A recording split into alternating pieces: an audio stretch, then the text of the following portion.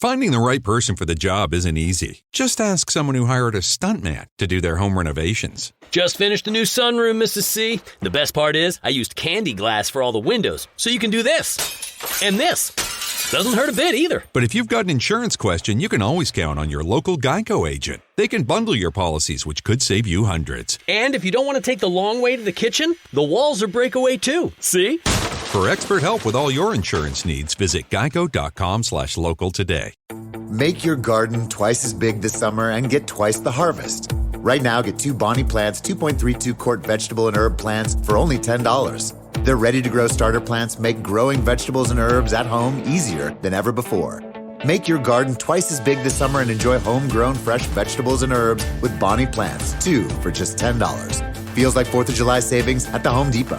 How doers get more done. Selection varies by store, in-store only, not available offshore or Alaska. This podcast is a member of the Voices of Wrestling Podcasting Network. Visit voicesofwrestling.com to hear the rest of our great podcasts, as well as show reviews, columns, opinions, and updates across the world of wrestling.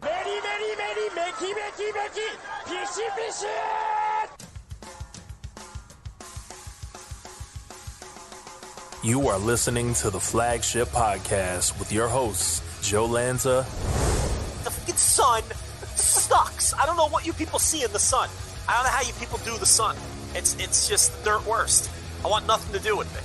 I'd be content never going out in the sun again. And Rich Crage. This is the dumbest show. I cannot believe it. These people some people pay us $10 to listen to the show live. This is what we give them for 45 minutes.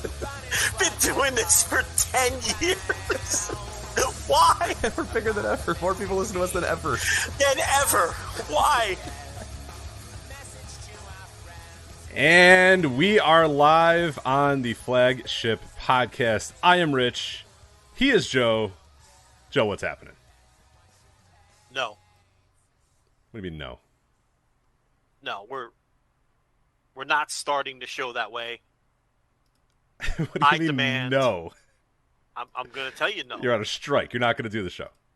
We're not starting the show that way. We're not starting the show. Okay.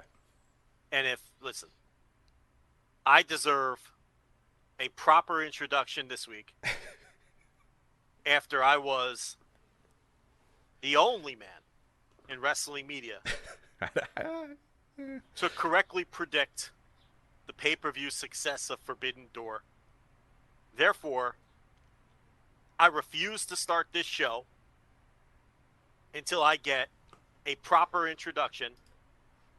And that starts with some proper entrance music. So, producer, hit my theme music. Oh, my God. I can't believe you're doing that. For the record, I do not want to meet any of these demands. I feel I've been bullied into this. I've been coerced into these demands. Now that Hercules, the mighty Hercules is playing. Do not talk over my entrance Sorry, music. I apologize. Well, your demands were that I do talk in front of your theme music, right? Do not talk over my entrance Got music. it. Okay. As I enter the den. And now, Rich, as I demanded before this show began, give me my proper introduction as my entrance music plays. Or we will not begin this show. I was going to ask, what is the alternative if I just refuse these barbaric demands? What happens? The show just never starts. We never do anything. There will be no show. There will be no show. So I can get on with my night. I can just we hit stop. We move on. I will exercise my workers' rights. And there will be no Flagship this week. That sounds great. All right. So I can just go do whatever I want with my night. I can just go on and hang out with my dogs and play some video games or something. Please, so, Captain. I'm sorry. So the downside is I don't have to talk to you for 3 hours. That is the negative of this scenario. I can either meet your horrific demands, which I refuse to, or the show just ends and I can go do fun things. My proper introduction, please. This is unbelievable. We have 50 people listening live, so I don't want to. Countless others at home. on the free feed, and people that will listen to the replays on YouTube and FlagshipPatreon.com. I don't want to let them down. So, Joe, welcome to the Flagship Podcast. I am Rich. He is the accurate pay-per-view predictor, the Lord of pay-per-view predictions, Lord Lanza. Hi, Joe. Now that is an introduction befitting God damn it. of the only man in wrestling media who accurately predicted the success of the Forbidden Door pay-per-view, a man with the perfectly honed instincts, the most compelling voice in wrestling media, your lordship, Lord Lanza. Do you have a scepter or something? Do you have I do. a crown? If this Are were a you video you're sitting in a podcast, throne? You're sitting in a throne. Listen, I am adorned with a cape, and I have my scepter, which is, well, it's a makeshift scepter. It's actually a princess wand I borrowed from the girl. But at any rate, I am ready. I am now been properly introduced, and I am ready for 3 hours of championship audio. You're gonna be. How unbearable are you gonna be today? Listen. I mean, just a minute in. I usually like you too, and I hate you already. So. The people that hate you will never come back. Actually, they will, because they can't stop. So they'll be back. They'll be here. This is the victory lap of all victory laps. We were told, Rich Craich, you can turn the entrance music. Oh, the music's been off for a while. Yeah. Oh, okay. I let the producer know in our special Yes. back channel communications that he or she could lower the volume of the Yes. intros, and they did. So thank you to the producer. We were told across the wrestling media landscape that this show was destined to fail. Yeah, we were too told many Japanese people. I don't know who these people are. Horrible build. No stories. TV nobody liked. We were told No that Naito. No Naito. we'd be lucky to do 85,000 buys for this show. But there was one man with perfectly honed instincts who, for a month straight, came on this very show and said, I remain bullish on the Forbidden Door. One man who came on the Thursday TV reviews every week for a month, assessed the situation using facts and logic and the perfectly honed instincts, and said, I remain bullish on the Forbidden Door pay-per-view, and I believe the Forbidden Door pay-per-view will be a success. And that man was the Lord of pay-per-view predictions, Lord Lanza. And that's why, for the record, done this is the only time I'm going to ever call you Lord Lanza. Well, listen. I'm never doing it again. You can do it on your solo shows. I'm good. I'm not calling you Lord Lanza. I wouldn't have done the show otherwise, because I deserve that kind of introduction this week for being the lone accurate voice in wrestling media. While the doom posters were doom posting back and forth, proclaiming this pay-per-view dead. No, I said nay. This pay-per-view shall be a success. And it was. So yes, I deserve that introduction. I deserve the scepter I hold in my hand. And I deserve the flowers being bestowed upon me by the listenership. Rich Craich. But I have to give you some credit. That's right, Craich, you. Uh-oh. I have to give you some credit. First, I want to read you 4 numbers. Are you ready? Sure. 9.20. 9.20. Okay. Yeah, let me read the numbers. Okay, I'm writing them down. 9.20. Okay. 7.37. Okay. 8.61. And 7.96. Those are 4 numbers. Do you know what those numbers are, Rich Craich? I would take a guess. Those look like they could be cage match numbers, but I don't. I would just guess on the current rant going on that maybe these are the Dynamites leading into Forbidden Door, the ratings of the Dynamites leading into Forbidden Door and cage match. These are the ratings of the 4 Dynamites in between. What was it? All Out? Double or Nothing. What was the last two? Between Double or Nothing. Lord of pay-per-view predictor. It was Double or Nothing. Yes. Yes. All Out. Never mind that. September. Okay, go on. Yes, Lord. Double or Nothing is old news. Those are the 4 Dynamite ratings in between Double or Nothing and the Forbidden Door. 4 television shows that inferior pundits and members of the wrestling media almost universally claimed were failures and bad and poor builds towards the pay-per-view. It was nonsense, Craich. The viewers enjoyed those 4 episodes of Dynamite. And this is where I give you some credit, because you reviewed one of those Dynamites while I was on vacation. And I felt like I was the only person on earth that liked that Dynamite, by the way. You and I, sir. I know. I got done doing the TV reviews because I did it almost immediately after the show. I did it like I watched the show and recorded it like, I don't know, maybe 5 minutes after the show ended or whatever. I didn't see any other people's views. I stayed away from everything. I just went boom. I hit record. I had my notes. I went and go. I released it. And people were like, oh, I don't know why Rich liked the show. I can't believe Rich liked the show. I was like, what? I can't believe everybody didn't love this show. I was dumbfounded when I was done with the Thursday tea reviews, and just everybody hated the show. It felt like me and like one other person on the planet Earth enjoyed that show, and it was that the 9.7 one or whatever? That's like, the 9. Yeah, like the universally loved. Dynamite. I swear to God, everywhere else I looked, everybody else hated it. But then for some reason, yeah, I liked it, you liked it, a few other people liked it, and apparently everybody on Cage Match liked it. So I don't know what happened there.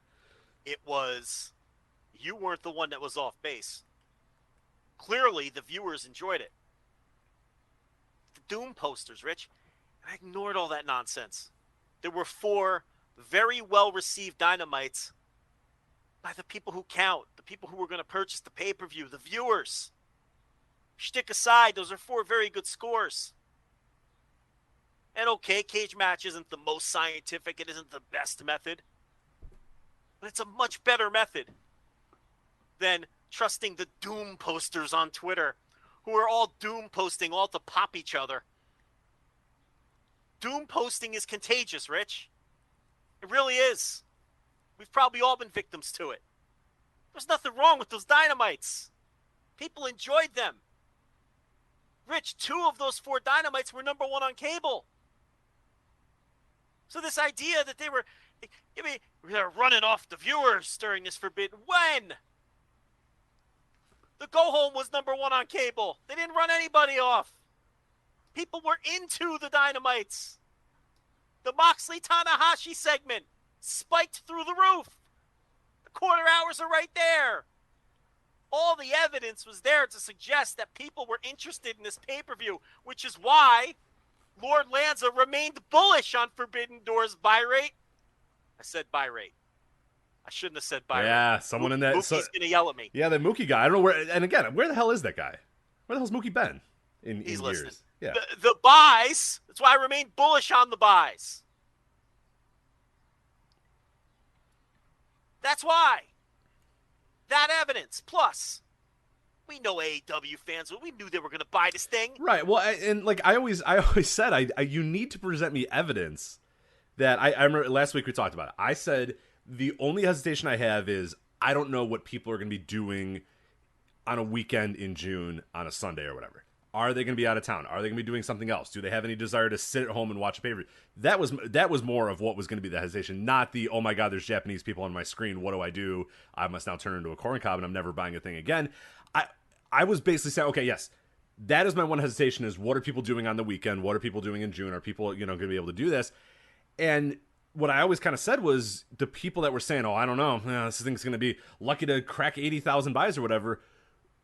You have to present me with the AEW fan that for some reason has no interest in the show whatsoever. The AEW fan that doesn't want to watch wrestlers that are constantly featured on their channel and on their show and on their thing.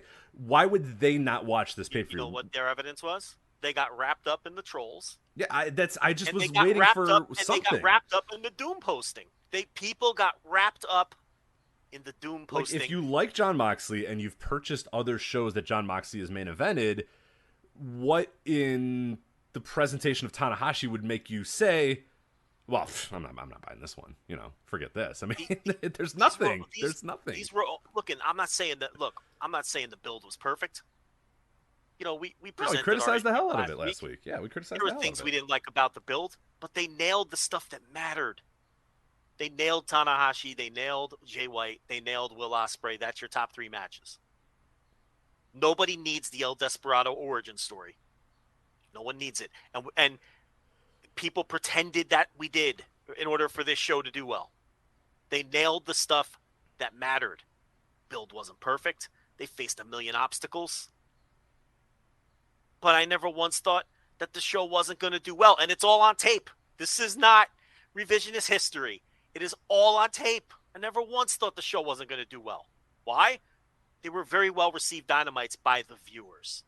Not by crusty, by the viewers. Not by crusty pundits and wrestling reviewers and people who were fixated on nonsense like video packages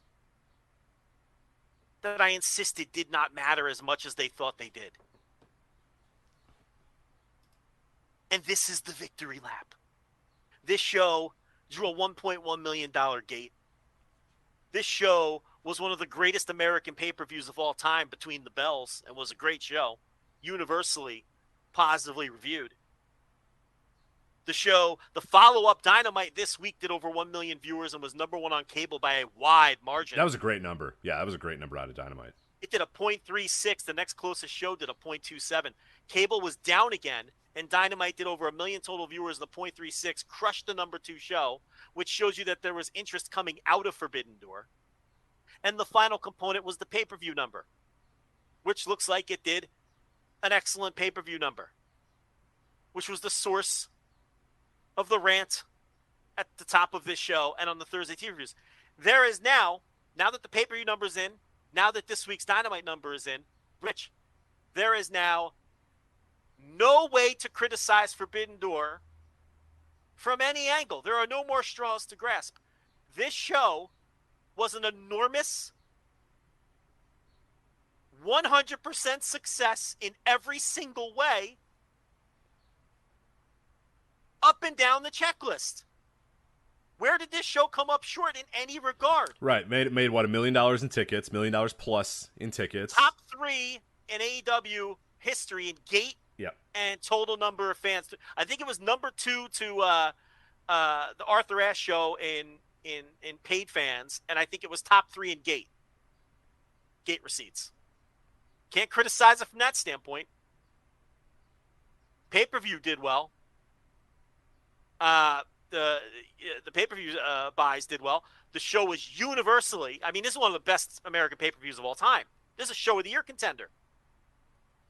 Just a massive, massive success in every regard. And up until an hour before the show, you would have thought that AEW was falling apart. Tony had lost it. The company was doomed.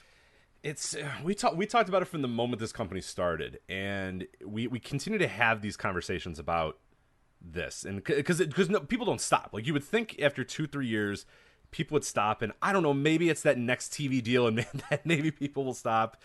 I don't know what it is. It kind of slowed down a little bit when they got that 2020 deal, that 2020 extension or whatever it was from Turner, and then it kind of slowed down a little bit. But then I feel like it's just where. And this is, again, it's from day one of this company that people, I think a lot of the doom posting and the constant complaining and the constant hand wringing, all that sort of stuff, comes from a place of people being scared that this company is just going to die or go away or be a failure or whatever.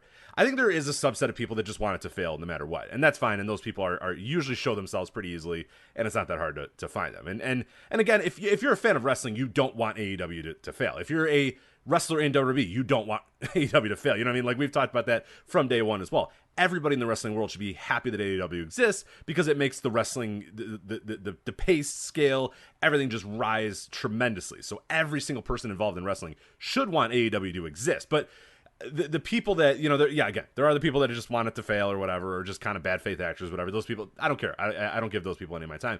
The people I do give time to, the people whose opinions I do respect a lot, it just feels like they're so anxious and so worried that, oh, this decision is what it's going to be. Oh, this decision is what's going to make it happen. Or, oh, this thing is going to make it. And every week it's like a referendum on, oh, here we go. Oh, the beginning of the end. And everybody is waiting and waiting and waiting and so anxious about when that beginning of the end is going to come and when that final thing is going to happen and that final or that first thing that's going to start the wave of this company going out of business or whatever. And, oh, this is just like the finger poke of doom, or, oh, this is just like this. And I don't know why we're still doing that. Or I don't know why people are still doing that or so worried and so anxious about it. I just enjoy the ride, man. Like, don't worry about, and you always talk about this with title switches. A person wins a title and everybody, the next week are like, all right, who's he going to lose it to? Just don't worry about it. Just enjoy the title reign, enjoy the ride. And that's what I see every single week when the ratings come out, every single week when a Dynamite is over, every single pay-per-view build is, I don't know. And it's all from this like complete doom and gloom of like, I don't know. Like every single thing that if they don't give Zack Sabre Jr. a microphone to talk about his match, that this is now the beginning of the end of AEW. We will all look back in 10 years' time and go, oh, man, remember when they forgot to give Zack Sabre Jr. a microphone in the build of Forbidden Door? That's what did it. That was when it finally, and it's none of those things are what's going to happen to AEW. None of those things. You'll know it.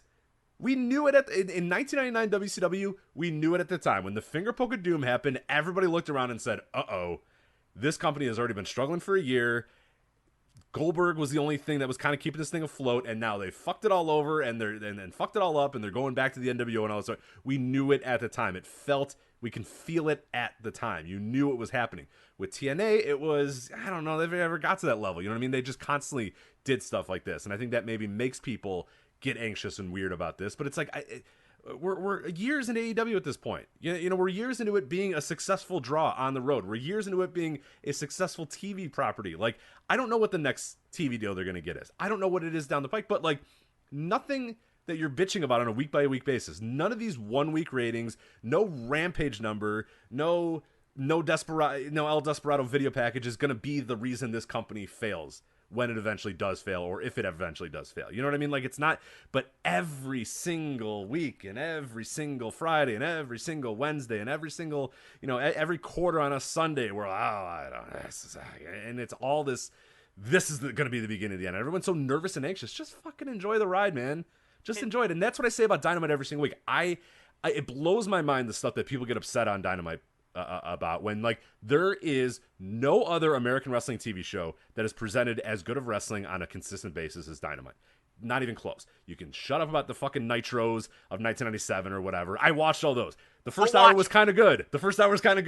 Hour 2, not that great. When they went to 3 hours, hey, hour 1, still kind of good sometimes. Hour 2, drizzling shits. Hour 3, usually the drizzling shits. So stop. Stop telling me Nitro. Nitro wasn't that good. I love Nitro. I love WCW Nitro. It wasn't that. It's not this good. You're not getting match of the year contenders on regular TV. You're not getting 2 people entering a ring and 1 person winning clean. You're not getting those types of things on any other thing. And people will bring up individual matches. Oh, what about Cena versus HBK on Raw? Okay, great. You gave me 1 match in Raw, in 15 years that was a good match with a clean finish. Thank you. Oh, the Wyatts and the Wyatts and who am I thinking of? The Wyatts and the Shield. Oh yeah, those 6 mans. Those were good. Okay, great. There was like 2 of those. Cool. They were good. Dynamite almost every single week is giving you great matches, really, really, really great matches, and people are watching it, and they're sold out buildings, and the crowds are hot, and they're selling t-shirts, they're selling this, and they're selling that, and they're selling pay-per-view buys. Like, just enjoy the fucking ride for a bit.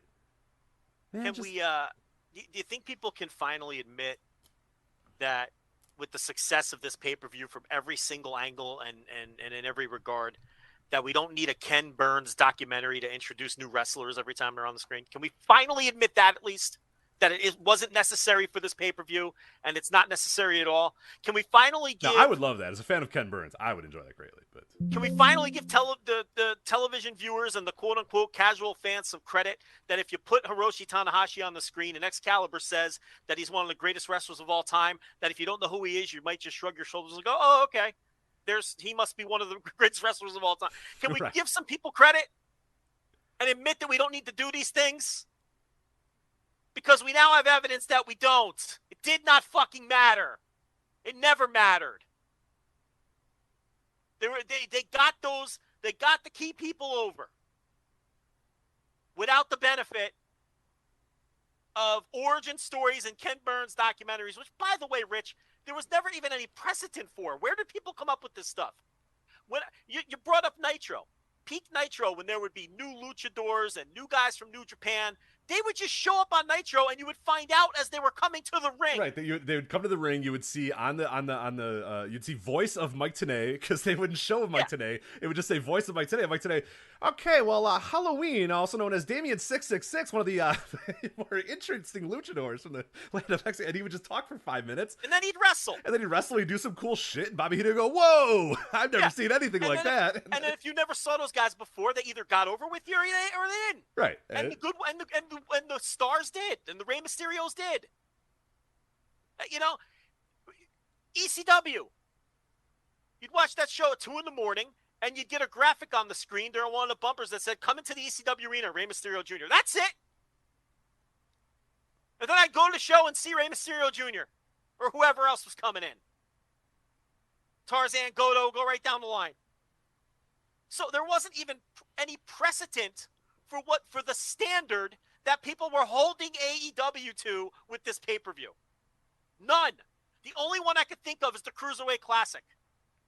One example ever where that was done in pro wrestling. Right. NXT UK, I think the NXT UK tournament did the same thing. And now, to be fair, I praised the hell out of that. I thought it was really good. Yeah, I'm not saying it's required by every single wrestling promotion ever. I just said I really like that. I wish more companies did do that, but it's not an absolute requirement that every single person that's on screen gets a 5-minute video about their life and their history in wrestling or whatever. I just think it was really cool that they did that. And you know what? You can do that too. AEW can do that. They can put it on YouTube. They can put it on the pay-per-view bumpers if they want.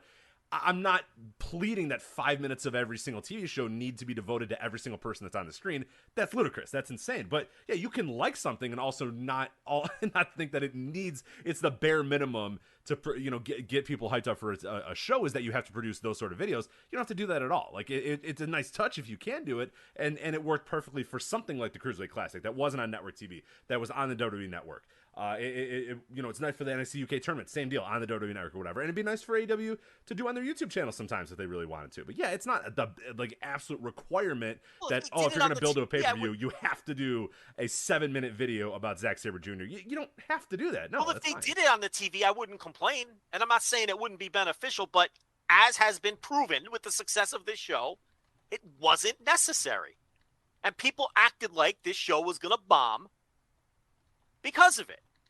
They got the people that needed to get over. They did it. And it was happening right before people's eyes, and they were ignoring it because they were busy doom posting to each other, while ignoring that the viewers enjoyed it. Those were 4 good Dynamites. And I reviewed 3 of the 4. You reviewed the 4th. And this is not revisionist history. I gave them all positive reviews. They were good shows. And they obviously served their purpose. Were they perfect? No. Was some of the build sloppy? Yes. Look at the issues faced.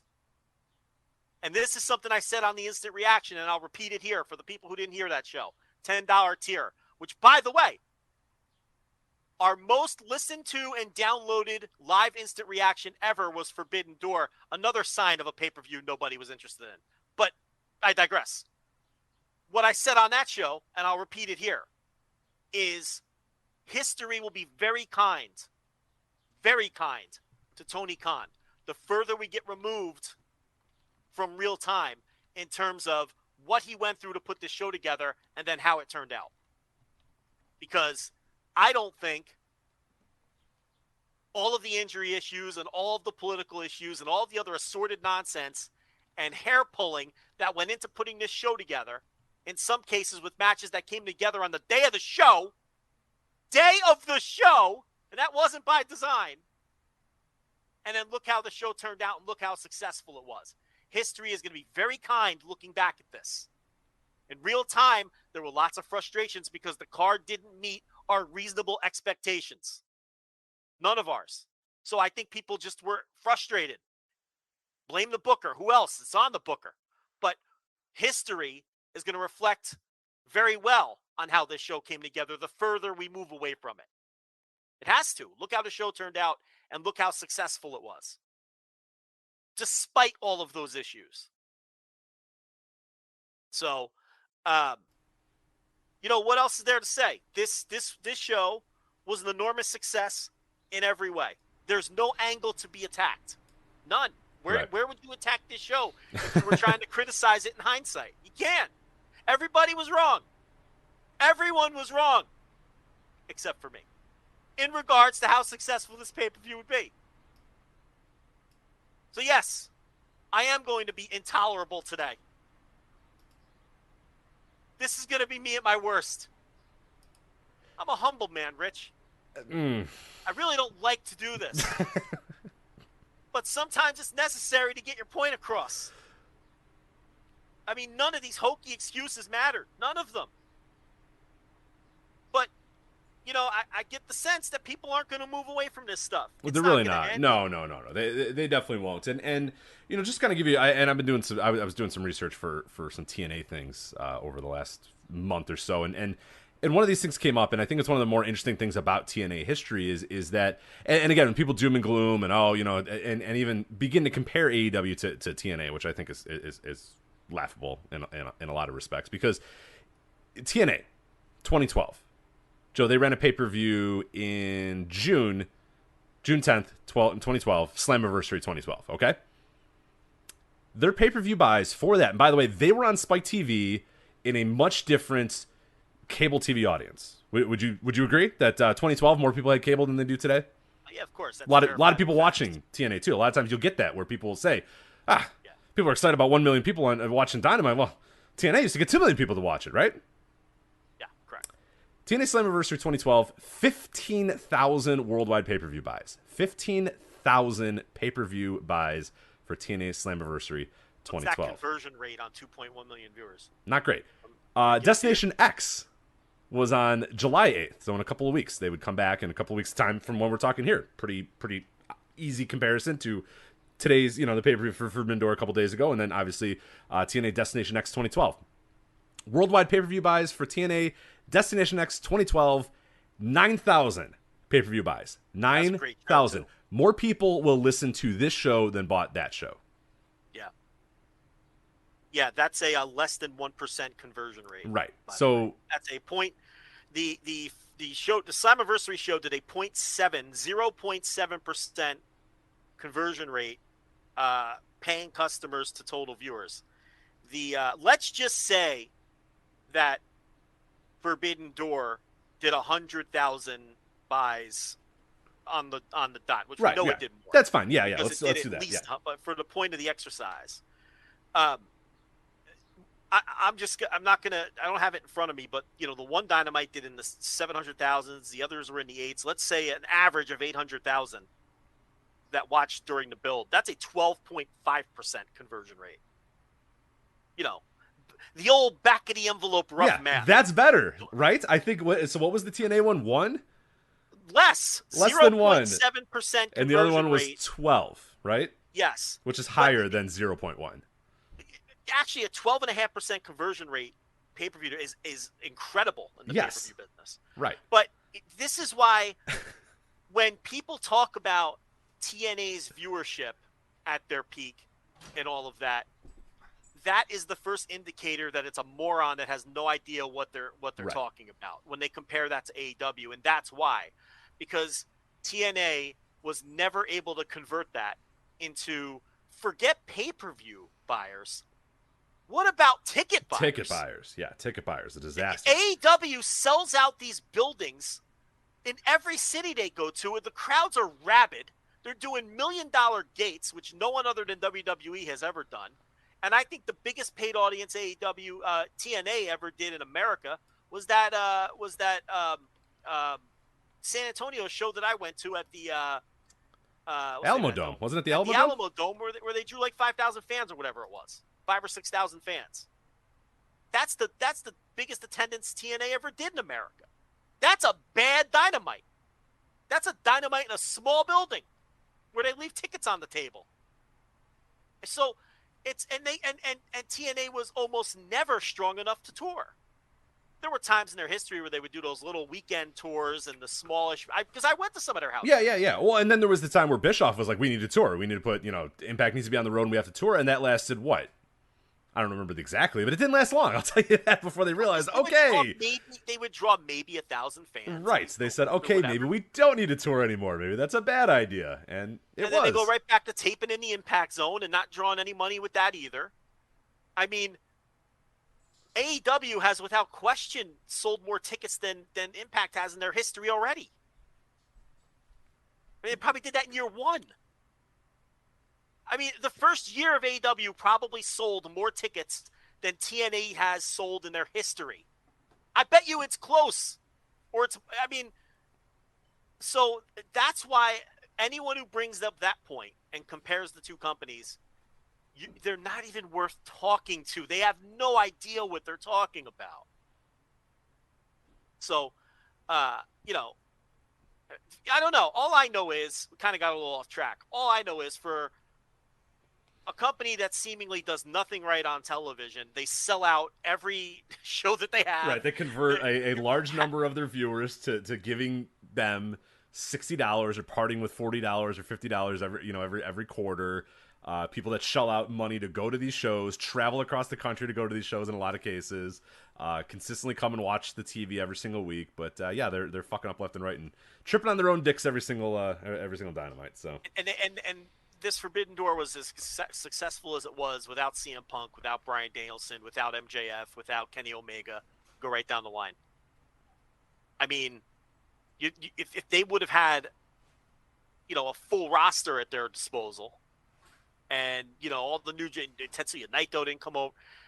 I mean, who knows how well it could have done.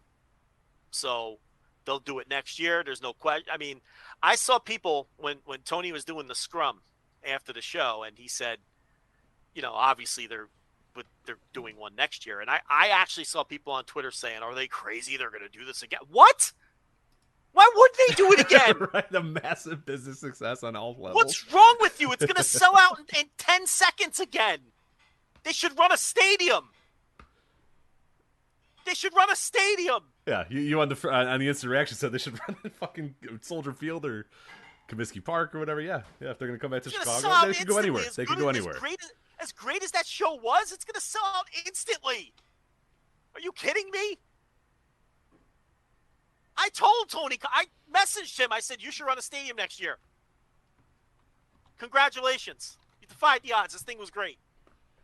Run a stadium. He sent back the emoji gimmick where the guy's rubbing his chin? Yeah, thinking. Yeah. That's what he sent back. I mean, blow-away success. But, so what do we got coming? I'm done with the victory lap. I will only have one segment, a half a segment, really, of me being completely intolerable and annoying and off-putting. So I will spare. Some would agree that for 3 hours every single week, you're annoying and off-putting. But Rich working stiff. Hey. All right. So we all agree that the show was a massive success and everybody was wrong but me. I think we all agree on that. I think we can all come to a very, very well-reasoned agreement that, yes, you were the only one that was correct and everybody else was very, very wrong. Right. There, so we can move on from that and look at some other fallout from this show. We talked a little bit about this on the instant reaction $10 tier. Most listened to instant reaction we've ever done, if I haven't mentioned that yet.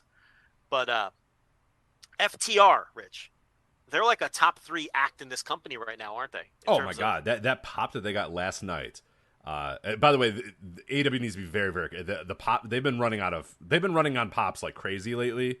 And as we know that they cannot. What happens when the pops go away, Joe? What happens when the pops go away? And they've used a lot of pops the last week. Rich is working stiff on Lindsay Kelk now. Is that who it was? I don't even remember who it was. Yes. I just recall what does AEW do when the pops run out? It's like, do they run out? Are they a finite? Are they a finite commodity? Like, I don't. Like one day everybody goes, well, I've cheered for FTR 12 times. I'm not doing it 13. I'm done. Fuck these guys, She was the same poster who said that she was deeply uncomfortable at Lance Archer squashing Marco Stunt. Oh, is that the same? Wow, nice lore. Yes. Okay, I did not know that. Legendary tweets. Two legendary all time. So when your boy Danhausen announced FTR, the roof on that Little Caesars arena fucking blew off. Yeah. For those guys. I mean, they are the most over dudes. They might be.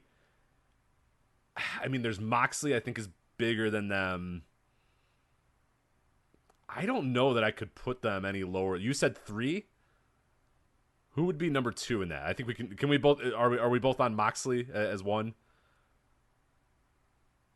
Like Wait, over X, like over X. Yeah, currently in the company right now. Yeah, aside from Punk, and I guess we can take Danielson out of the guys that are currently in the mix right now. I mean, FTR is top 5 for sure, maybe top 3. You've got Moxley, you've got Kingston, maybe Orange Cassidy. Who am I missing? I think that's the list. I mean, yeah, of like top tier acts. Yeah, they're super. I mean, FTR's right there is the point. They have reinvented themselves. You know, they came into the company as heels, and I think they were, trying to work the house style more than work their own style in a lot of ways. And once they went babyface and they removed Tully from the act, and they've been doing this belt collector gimmick, they feel more comfortable in their own skin, and they're working the style of matches they want to work, and they come across more comfortable now than they did when they first entered the company. And they were having good matches, but they were having a lot of matches where that just felt off. And man, they are just on fire right now. And I think, how many years in a row have the Bucks won Tag Team of the Year? Because I think FTR. Oh, you're right. Yeah, they are. Let me see where they're at right now. It is a lot, but if I had to vote right now, it's FTR for sure. Easy. And that's, the Bucks have been great as usual, but the Bucks have won. They won 2014, 2015, 2016, 2017, 2018. The Lucha Brothers got in 2019, and then the Bucks won in 2020 and 2021. So yeah, FTR have to be the favorites at this point. Yeah, I mean, they have to be. So, and they've got probably a bunch of big matches in front of them too, because they've got 3 sets of titles now, and I would wager that eventually they're going to beat the Bucks. I think they're going to go all the way with this gimmick and win all 4 sets of titles. In Chicago, all the New Japan guys were just crazy over at All Out, and they were really over on the last couple of TVs too. Tanahashi and Shibata got a pop through the roof. Hiroki Goto got a monster pop on the buy-in show. It's just, what needs to stop happening is people who know who all of these people are need to stop worrying about other people not knowing who they are. Right. You give wrestling fans credit. And I know a lot of it is, I don't want to go as far as, some of it's concern trolling for sure. Some of it is just being stuck in old ways. Yeah, if this was 1988, you might want to take more care in explaining who people are, but it's different. It's 2022, and there's streaming services and the internet, and everyone has a computer in their pocket. And, it's this idea. I mean, the New Japan guys, they got, huge pops in every building they were in when they were over here. People knew who they were. But yeah, FTR over like crazy. Forbidden Door obviously now is going to be a yearly event as long as this relationship between the two companies remains strong. I think that's obvious. I genuinely think they should try to run a stadium. You want to try to run a baseball field. You want to try to run, something bigger than what they ran, because I think the show will be bigger next year coming off of how great this one was. Right. Soccer stadium might be a good thing to look at. And that's that's one cool thing that AEW has done, obviously opening up Arthur Ashe and looking at alternate stadiums of then just, your generic, basketball arena in whatever major town you're in or whatever. And they're starting to run a lot of those as well, which is, again, a great success. Going to Detroit and being able to run that arena, Little Caesar, going to Chicago, being able to run United Center, that, again, is a big-ass deal. I mean, they're not running... in the early parts of their tenure in AEW, they were running like these college stadiums. They were running these kind of off, sort of out in the suburbs or out in weird town, different places. Now they're running the major arenas or whatever. But one thing I do think that they have done is do interesting arenas. And yeah, I do think football stadium might be tough. Football stadiums are tough. Football stadiums are very, very, very big. And I don't know, like, I'd be worried to do a football stadium if I was them, just because of all that entails. But like, you can easily run an MLS arena. You can easily run, like you said, a baseball stadium. I think you can. Honestly, MLS arena might be perfect for them. That's like just about the right size where you get, a decent amount of, bleacher seats. You can put a bunch of people on the field. Like, there's a lot of stuff you can do with a stadium like that. So I would definitely explore that. And one thing I've liked about AEW is they have explored unique and interesting stadiums. So yeah, I don't think it's impossible that they do explore some type of stadium, even if it's not a football stadium, if it is a soccer or a baseball stadium or something like that. Could you believe the big deal that people were making? I couldn't believe this. The day of the show, maybe you even missed this, who knows? But the day of Forbidden Door, there were scalpers attempting to unload some obstructed view seats in the third deck. Obstructed view, the literal worst seats in the house. And those tickets were being unloaded for like $5 on the secondary market. And there were people, including Dave Meltzer, Raj Giri, making a big deal of this. And I saw this as such a nothing burger. It's the day of the show. It's the literal worst seats in the building. You can buy them at face value for like $15. By the time you buy them for $5 on the secondary market and pay the fees. Yeah, I was going to say, you pay all those fees, you're probably just easier buying face. You're paying $15, $20, even if you want to sit back there behind the stage, obstructed view, right? And this was supposed to be some confirmation that the show wasn't hot. And I thought it was just utter nonsense. Now, if the pay-per-views would have came back and they did 60,000 pay-per-view buys, all right, maybe you got to pipe down about it. But I still wouldn't have thought it was a big deal. It was a couple hours before the show, and there were the worst seats in the building. You'll see that for any show where you're just trying to unload them. Yeah, me and my buddies had WrestleMania 22 tickets when they were in the Allstate Arena, behind the stage, terrible seats.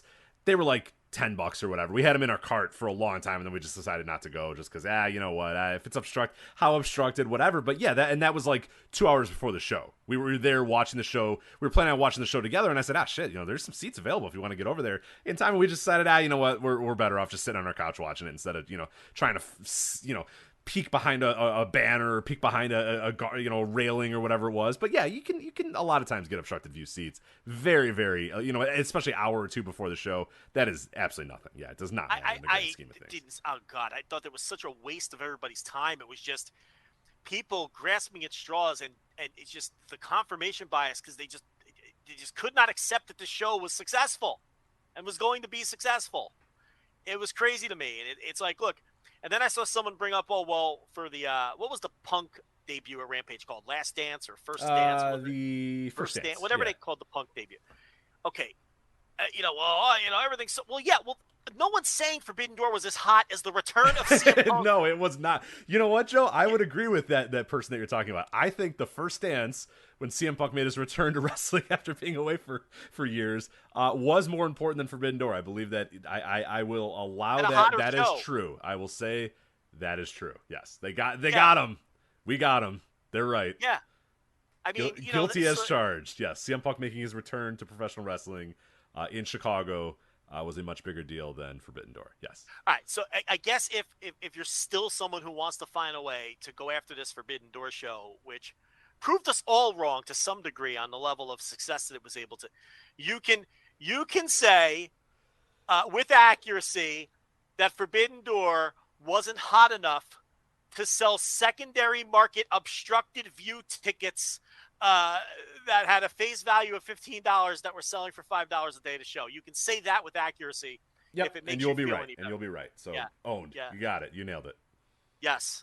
Despite the fact that if Rich Craich wanted to walk up to that show that day, he could have gotten the building for the same price and sat right next to the guy who bought them for $5 on the secondary market. So there was that, and they announced that. Well, Tony Khan announced Death Before Dishonor is coming on July 23rd at the. You got the name of this building? It's the. I never know how to pronounce it. I didn't write it down in our topics sheet. It's in Lowell, Mass. I forget the name. Yeah. It's a very strange. It's UGGAIS. I forget exactly how it's spelled, but I don't know how to pronounce it. It's somewhere in Massachusetts. So let's shelve that. Actually, we'll get to. You want to do that as a separate topic? Yeah, that's fine. We can talk about All Out though. Yeah. So what's going on with All Out? Back in Chicago, AEW All Out. As if you listen to every time there's like a question about All Out, and people say, hey, you know, Chicago's had a lot of pay-per-views. They're going to put All Out in, like, you know, Dallas or whatever. And Tony Khan's like, well, you know, tradition. And then he a lot of times skirts around it. All Out's, I think, going to always be in Chicago. But no matter what happens throughout the year, All Out is going to be in Chicago. When Punk returned for Rampage, the first dance in August, All Out was in Chicago in September. When Forbidden Door is in Chicago in June, All Out is still going to be in Chicago in September. I think it's always going to be that. It's always on Labor Day weekend. It's always going to be in Chicago. Tony clearly, if you haven't found out, clearly enjoys having major pay-per-views or major shows in Chicago around holidays, probably because his family lives here and he wants to see his family while also running a show in his hottest market. So yes, All Out is still going to be in Chicago September 4th. Venue not confirmed just yet, so we don't know if it'll always be in the Sears Center or the Now Arena, which has been called, or it's been changed to in the last few years. But that was what last year's All Out was, so we'll see. I guess that's probably where it will be again, but we'll see if they decide either to go back to the United Center, go Wintrust Arena. They've ran a few times as well, so there's a lot of options for them. Allstate is probably out just because of WWE exclusivity, but yeah, there's a few other places that they can run in the area, but I would expect it to be back at the Sears Center / Now Arena. Little Punk Moxley for that one? It's not a bad idea. If Punk's ready. Punk's healthy. So that'll be huge. You know, that show will crush it. If it is indeed Punk Moxley, but they don't tell you anything about these injuries anymore. I mean, it is just, you know, does anyone even know specifically what Punk's injury is? No clue. I don't think they do. No, nobody found out yet. Nobody's asked lower yet. Body, leg. I don't think anybody has. Anybody asked? Like, did anybody bother to ask? Nobody asked at the scrum. Oh, all right. So all we know is somewhere on his leg. All right. We don't know the recovery time. Nobody said, hey, do we have any? You know, you've been very vague about Punk's injury. Can you give us some insights as to what exactly is wrong with him? He talked about didn't come up. All right. Injuries he talked about injuries on the press call on Friday. He talked at length about all the various injuries, but very little in the way of specifics. And then nobody followed up. But the thing about the media calls is, okay, look, I'm not saying all the questions are winners, okay, because they're not. But I'm going to defend the people on the media call, which includes me, although I very rarely get chosen. But I have once or twice, and I'm there too. But to defend those people to some degree, look, they call your name, they unmute you, you ask your question, and then you're muted again. You don't have an opportunity for a It's not a give or take. It's not a back and forth where you can call them out. If Tony said, oh, we don't have any new information about that, or he's out with an injury, a lower body injury or whatever, you can't say, no, hold on a minute. No, what? You can't use lower body injury. What's specifically wrong for him? What is the timetable? Right. What is the rehab? What, because you could do that in a locker room. You can do that at a press conference in a sport. You can't necessarily do that on the calls. I get that. And you get one question, and not only do you get one question, Tony opened up the call by doing like a 12-minute discussion on the injuries. And if you know you're getting one question, all right, at that point, I could follow up with an injury question, but then I burn my question. So, like, you have to make a decision as somebody on those calls. I guess. I do think that, like, hey, two of your major stars have mysterious injuries. What are those mysterious injuries? I feel like that's... I agree. That's better than, hey, are you excited for the show? I feel like that's a better question to ask. But again, I agree with you, and I'll give you a good example of that happening. On this last call, Sean Radican asked about Jeff Hardy and asked if there's any kind of wellness policy. And Tony Khan said, yes, we have a wellness policy, and didn't really give any details. A few people later, Brandon Thurston got called on, and I don't know what question he was planning on asking, but instead of asking whatever he had in the holster, he said, Tony, you mentioned a wellness policy earlier. Can you follow up on that and give us more details? There you go. See, Brandon knows what he's fucking doing, man. See, that's a real dude. That's a real... Credit to Radican, too. Those are real dudes. Those are real guys. That's they're asking real questions, real journalism, real... That's what you use these pressers for. So Thurston took the bullet and saw an opportunity. He said to himself, now, wait a minute. This guy just this could be the biggest news coming out of this. Right. And that's the thing that people will say is like, oh, well, what if he doesn't answer? Okay, yeah, don't worry about what if he does. What if he does answer? That's the big story. Like people are so worried about, oh, well, you got to get your headline. Okay, do you need the headline? Tony Khan is excited for Forbidden Door. Okay, you got your headline. There you go. You can just make that up. Like, you know what I mean? Just see his tweets and do it. But like, yeah, you might get stonewalled, and Tony might not say anything. But he might say something, and he might say something that's big and different and unique. He might spill the beans and say, yeah, you know what? Dan O'Brien's got a broken neck, and he's not going to come back for 8 months or whatever. You know what I mean? Like, you don't know unless you ask the question. And yeah, you might get burnt, and you might waste your question, but you might also get the biggest news story of the entire thing. If you ask, hey, are you excited for the show? You know what you're going to get. You're going to get a 4 out of 10 answer that's just generic as fuck. And that's nothing against Tony. Like, that's a terrible question. Of course he's going to say, yeah, I'm excited about the show. It's really, our partners in New Japan. And he's going to give you a PR thing or whatever. You know what you're going to get. But I think a lot of people would rather just take the 4 out of 10 and not risk the potential 0 out of 10 that might come from a question that you get stonewalled on. But then if they do answer that question, you might get, the headline, the top thing of the entire weekend. But, to me, it's not even wasting the question. The thing is, it's your job as someone on that call to ask a good question. If Tony dodges it or doesn't answer it, then it's on him. At least you asked the question and attempted to get an answer out of him. And so I think that's the important thing. On this last call, and when I did my because if you get on the $5 tier, there's a copy of the audio, and I always do a write-up and give my analysis of the media call. And I led with the wellness policy thing. To me, that was the biggest takeaway from that call was the wellness policy stuff and the stuff about Jeff Hardy. But to be fair on this last call, I mean, I thought there was only one terrible question that was a time waster, and that was the guy who asked when AEW would be coming to Alberta, Canada. People really people really need to stop with the when are you coming to insert my town here. Now, I will say this, if you're from some radio station in that town, that's a question that's pertinent to your customers. And I understand asking that question.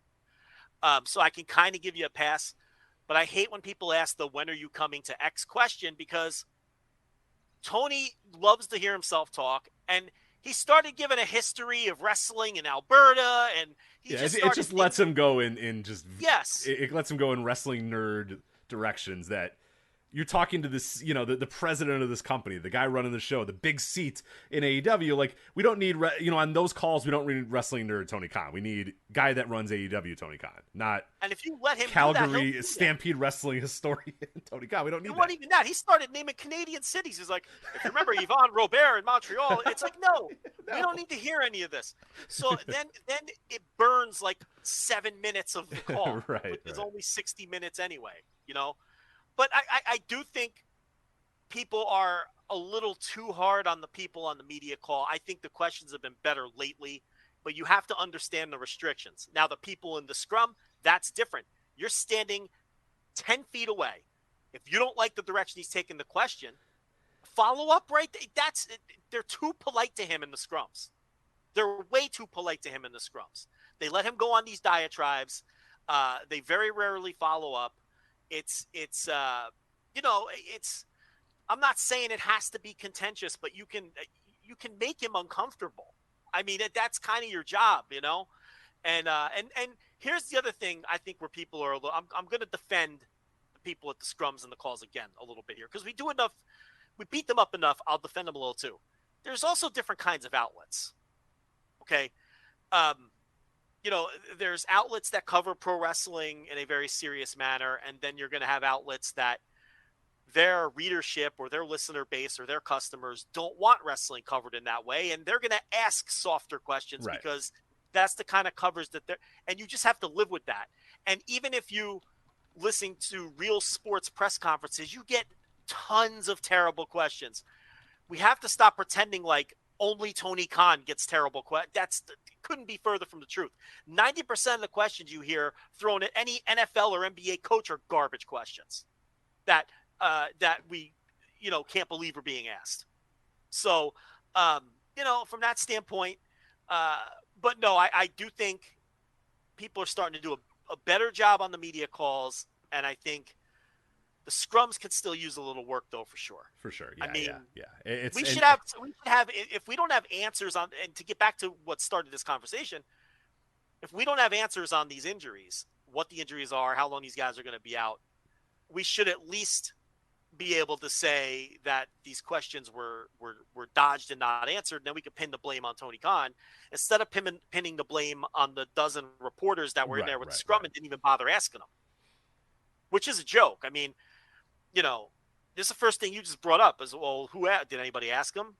And no, they did not. I listened to the whole scrum. Nobody asked. I mean, yeah, two, and people remind me that Kyle O'Reilly has like mysteriously disappeared as well. Like those are two, you know, major stars in CM Punk and Danielson, and then another guy in Kyle O'Reilly who have just like disappeared off the face of the earth with no idea what their actual injury is. Punk's like, hi, I gotta go away, bye. And it's like, oh, okay, are you back in 3 months, in 4 months, 5 months, 6 months, 9 months? Are you done forever? Like, what's going on here? I mean, hell, Kenny Omega, what's the update? I mean, we got quotes from him this week that we're going to talk about a little bit later, but yeah, I mean, that's something that, hey, one of your top stars has not been around for basically a year. Is he alive? Does he still have legs? Like, you know, what's going on? And it is kind of strange that a lot of that stuff is just kind of, you know, like, whatever, you know, okay, you guys come and go. And Danielson, like, what's, you know, the guy, oh yeah, I can't come for Blood and Guts and I can't come for Forbidden Door, but my head is okay. And he's like ranting about his head, and it's like, all right, well, what are you doing here? Well, the thing is, when Tony Khan's at the scrum complaining about how the top of his card is ravaged with injuries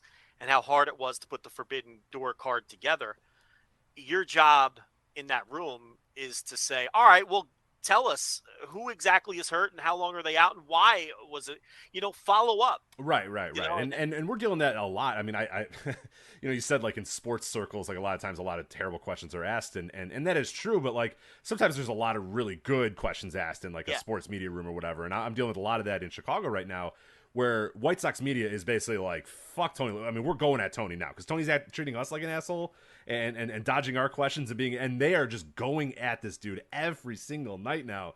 And it's great entertainment because, you know, there's just like guys who don't sub in and they're like, hey, Tony, what happened to this guy? Oh, he's hurt. Okay, what's he hurt? Oh, his legs hurt. Or, okay, what do you mean by legs hurt? Like, you know, and we're getting like these very contentious things, and we're, you know, to me it's like, yes, that is probably what you should do, is that if a very good player just suddenly stops playing for a week, you have to ask the manager, you know, what's wrong with the guy? And if he says, oh, he's dealing with some things, like, okay, well, he's 22 years old and he's out for a week for leg things, like, what's going on? Like, you can't just say, oh, he's out, oh, his legs are sore. Like, no, that's you know, these are big deals, these are big things. So yeah, it is, you're right in the sense that a lot of ones are bad, but there are a lot of really, really good ones as well. And I think those scrums, they don't deliver. They're just kind of yaha time in a lot of ways. And I get it. It's fine. It's late in the night and people are drinking and going nuts, and they're just, you know, they go until 4 a.m. or whatever. But like, yeah, let's, you know, you have the president of a company sitting down at a table with a microphone, and they're giving you a microphone. You know, that you are not going to get in the wrestling world. You are never going to get access like that in any other field in wrestling ever. You're not going to get that from WWE. You never got it from WCW. You're never going to get it from any other place. A guy being sitting there in front of you, able to answer your questions and answer your follow-ups, and you follow up and you guys have a conversation with, never going to happen. And I feel like they are just kind of being wasted, and that does stink. It delves into story time with Tony. Right. And which is fun, but like this, they just feel like a waste ultimately. You know, at that point, just do story time with Tony after every show, and that's fine. Yeah, I'll watch it anyway. But like, yeah, I feel like we have a waste now of a room full of, you know, reporters and website people, and just nothing tangible comes out of those things. It's just and I want to know, is what's wrong with Danielson? When's Punk coming back? Because you asked me before, hey, is that gonna be Punk versus Moxley at All Out? I don't know. Sure, if Punk can wrestle ever again, like, I don't know what's wrong with the guy. I get maybe not wanting to tell people because you want to bring him back as a surprise or something like that. But the question should be asked.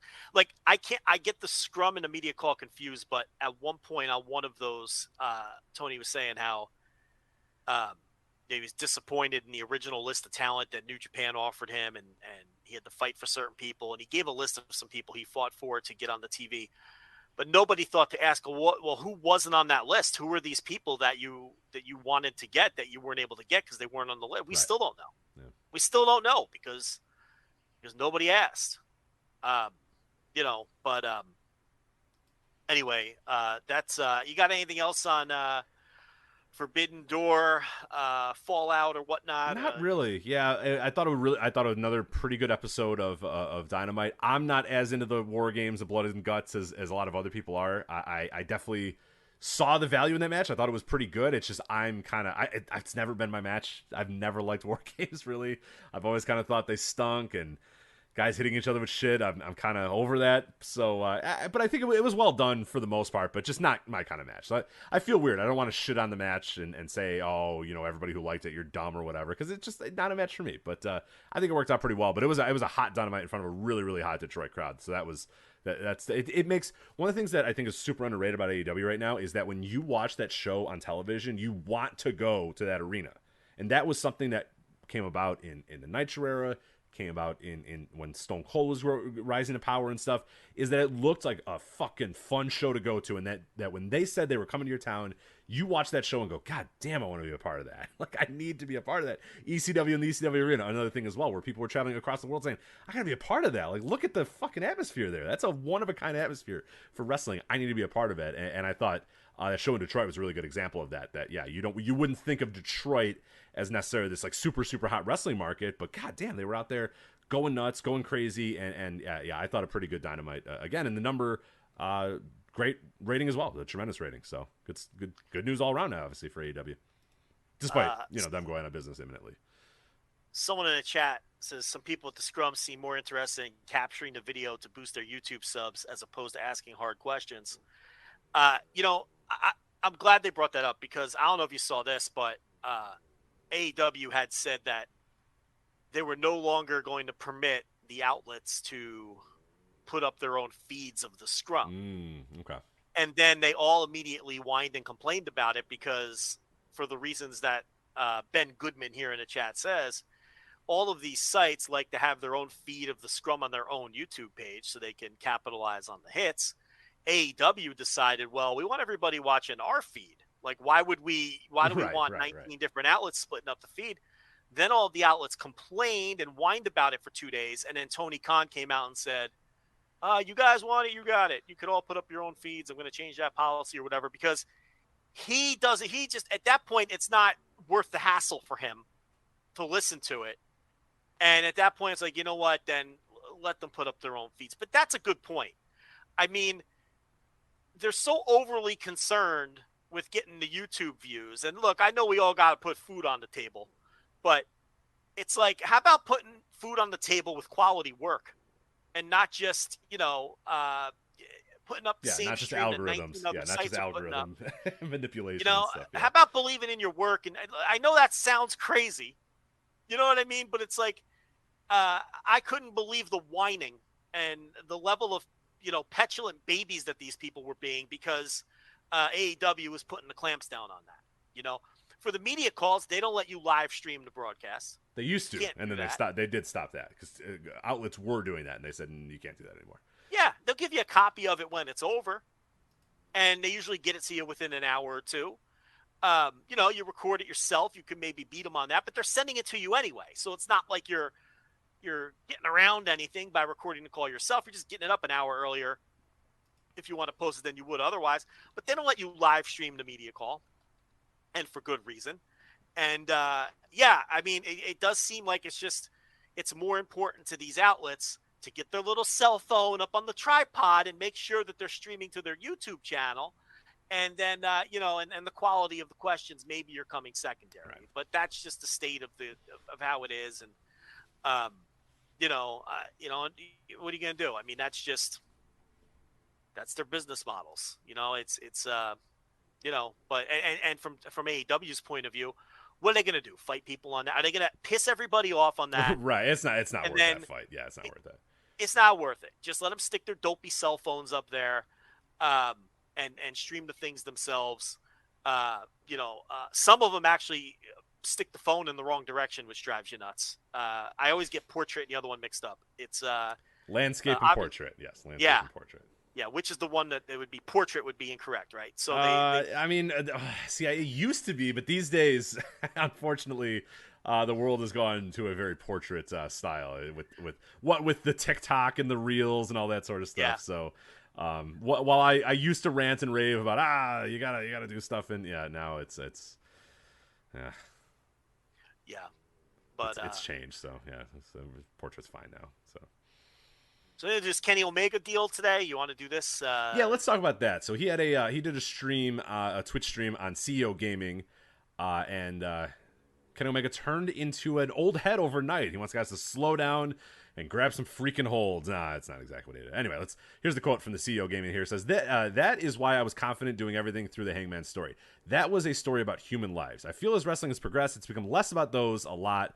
If we just become physical vessels that are supposed to throw each other at a wall until everyone goes splat and don't get up again, that's the kind of wrestling I can't do anymore. And when I have to know that it's time to pack it in, we're going there already, and there are a lot of people trying to convince you that those are the best matches and 5-star matches. We have to be careful. It's not to say it is impossible. I just feel this entire generation is gearing towards that one side of things. Now that the athlete in wrestling is of a higher level and there's less emphasis on character and physical presence, as difficult as it is to be an athletic daredevil in the ring, we have so many gifted and natural athletes that it is actually the easier route.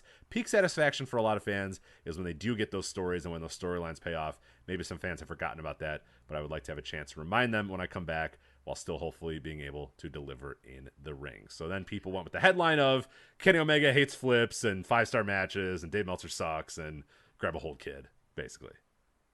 Well, I mean, the Cliff Notes version of what Kenny had to say was, back in my day in 2016, we didn't told care stories in the ring. Right, we didn't care about stars, even though I did definitely care about stars a lot and use them to build my character. But yes. These kids today are only worried about high spots and Dave Meltzer ratings. These kids 5 years later are only worried about. So basically, Kenny, there's one of three options here. He's either become what everybody eventually becomes in pro wrestling, and that's someone from a previous generation who is shitting on the next generation. But it's a little weird because he's still part of this generation, and the complaints that he's making are a little too on the nose. He's a guy who's been accused of being a high spot guy and not telling stories. Again, he's the guy who literally used Dave Meltzer ratings to make a character out of. Right. Like so a couple years ago, including before he got injured. Correct. That was all of his intro, was a heel shtick intro about how many stars he has. Well, he calls himself the best bout machine. Okay, Right. so it's not that. So he hasn't turned into Luthez saying nobody knows a wrist lock from a wristwatch. That's not it. Because he's clearly more self-aware, and the comments were a little too on the nose in describing himself. So he's either doing a cheeky, very sarcastic deal that the interviewer wasn't wise enough to pick up on, or he's doing this very specifically to continue building a match with Kenny Omega, because or Will Ospreay. A few days. With Will Ospreay, because a few days before that he did an interview running down Will Ospreay and basically accusing Ospreay of all the things he said in this interview. Oh, he's a spot. Well, not in these exact words, but he's a spot monkey. He is concerned about star ratings and all of this. So my interpretation of both of those Kenny Omega interviews and both of those Kenny Omega quotes is he's very clearly building a future match with Will Ospreay. How did you take it? Yeah, and so one other possible scenario that you laid out there, because you laid out a few different ones. Another one is possible that maybe Kenny is realizing, or staring at the mirror and realizing he can't be that guy anymore. He can't be the physical specimen that he was before. He can't be the best bout machine like he was before. I still think when he comes back, he probably will be. You know, I'd imagine that's probably why the rehab is taking so long, and he's trying to make sure that when he comes back, he is, Kenny Omega again. And I can't envision a Kenny Omega that's not at least a great wrestler. You know what I mean? Like, I can't imagine that we're going to get a Kenny Omega who's just going to slow things down to an absolute grind and a halt or whatever, because that's just not who he's ever been. But I do wonder if that's maybe him also staring at the mirror and saying, look, I can't be this anymore. So now it's time for me to sort of become, again, kind of working a storyline like you're saying, but sort of be against that style of wrestling, because he's not going to be able to work that style of wrestling anymore. So that kind of becomes the next generation of Kenny Omega, is a guy who, can do some pretty incredible stuff and can have great matches, but isn't necessarily focused solely on having the best match of the night or getting a bunch of high star ratings or whatnot. You know what I mean? Like, I think but again, that kind of goes hand in hand with what you were saying in terms of it being a storyline or whatnot. But yeah, I think that before he got hurt, I don't think genuinely Kenny Omega thinks that, like, high spots and star ratings are bad. Like You know what I mean? Like I don't think he's sitting there becoming a grump about it. And I don't think he thinks in the 9 months he's been out or the year or not, whatever it is he's been out, that he thinks all of a sudden we've stopped telling stories. Right. He doesn't believe that. That's not earnest thought. That's not earnest thought. Now, what he's doing, whether it's working a direct storyline with Will, whether it's, kind of setting the stage for his return, whatever it may be, it's something in that realm. It is certainly not, like you said, Kenny Omega turning into Lou Thesz over the last 9 months and deciding, we gotta start grabbing holds and telling stories, kids, like, because we're losing sight of the game here, because that's not Kenny Omega. It's never been Kenny Omega. It's never going to be Kenny Omega. No, well, I think, look, before he got hurt and he was doing the belt collector thing, and Will Ospreay was doing the belt collector thing at the same time, they were taking shots at each other on social media, and they were very clearly building a match. And whether it's because Omega got hurt or, New Japan and AEW's relationship was a little icier at the time, it never happens. And now he's hurt. But when Omega did that Fightful interview with Sean Ross Sapp, I thought it was very clear that once again he was trying to build a match with Kenny Omega with all the shots he was taking at Omega. Now, a lot of people don't like Will Ospreay, or I keep saying build a match with Kenny Omega. He can't build a match with himself. I thought it was very clear he was trying to build a match with Will Ospreay in that interview with Sean Ross Sapp. Now, a lot of people don't like Will Ospreay, so it's very easy to criticize him for the things that people don't like him about and get people to buy into your work, right? Because if Kenny Omega goes out there in interviews and says that Will Ospreay is just a guy who chases star ratings and he doesn't tell stories in his matches, well, that's a lot of Will Ospreay's reputation with people. So it's very easy. And as you saw after that interview with Sapp, people were like cheering on Kenny Omega. Right, he became now the bastion of hope in pro wrestling. Like, Kenny, drag his ass, Kenny. Even Kenny thinks Ospreay sucks. Even Kenny realized that AEW is nothing but flips and don't tell stories. Yeah. So what's the best way to try to build legitimate heat? Right. The old work is the new work, right? I always say that. What's the best way to build a match with Will Ospreay? Go after all the things that fans really say about him and that the fans who don't like him really say about him. And that's what he was doing in that Sean Ross Sapp interview. I mean, because he's just picking up where he left off before he was injured, and him and Ospreay were sniping at each other. So I think it's very obvious that he's building a match with Will Ospreay, and the way that he's approaching it is, well, it's kind of like ribbing on the square, right? Because it's like, it's true that Will Ospreay takes pride in his work and guns for star ratings the same way that Omega did, but Omega's going to approach this as the curmudgeon-y veteran or kind of this passive-aggressive veteran who's like, oh, well, that's passé, or I was above that. I was telling stories when I was getting my star ratings.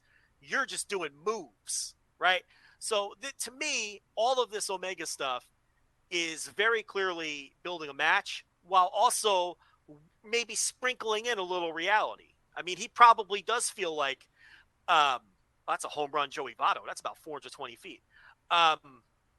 He probably does feel like he needs to tone it down a little, but if he goes out there and has a match with Will Ospreay, they're going to go balls to the wall. And those two guys are going to try to have the greatest match of all time. Oh, for sure. I mean, you just know, because that's their mindset. And the other thing, too, is, and we say this about Will all the time, like, if you've watched Kenny over the last couple of years, he's not 2014 Kenny anymore. He hasn't wrestled like 2014 Kenny in a very long time. He doesn't even wrestle like 2016 Kenny anymore. He's certainly in AEW slowed down. I mean, he's obviously the things he does. I mean, he still has incredible matches because he's Kenny fucking Omega or whatever. But like, another telltale sign of like people that don't watch or don't actually pay attention is just, oh, Kenny's only about high spots, or Kenny's just doing this or doing flips or doing that sort of stuff. It's not the case. It hasn't been the case for him in a while. I mean, that entire run that he had in 2020 and 2021, the belt collector gimmick or whatever, very, very, very little of that was like classic, DDT New Japan Kenny Omega. It was very much a new, more kind of heavyweight style Kenny Omega, and it was still great because it's Kenny fucking Omega. He does take big bumps though.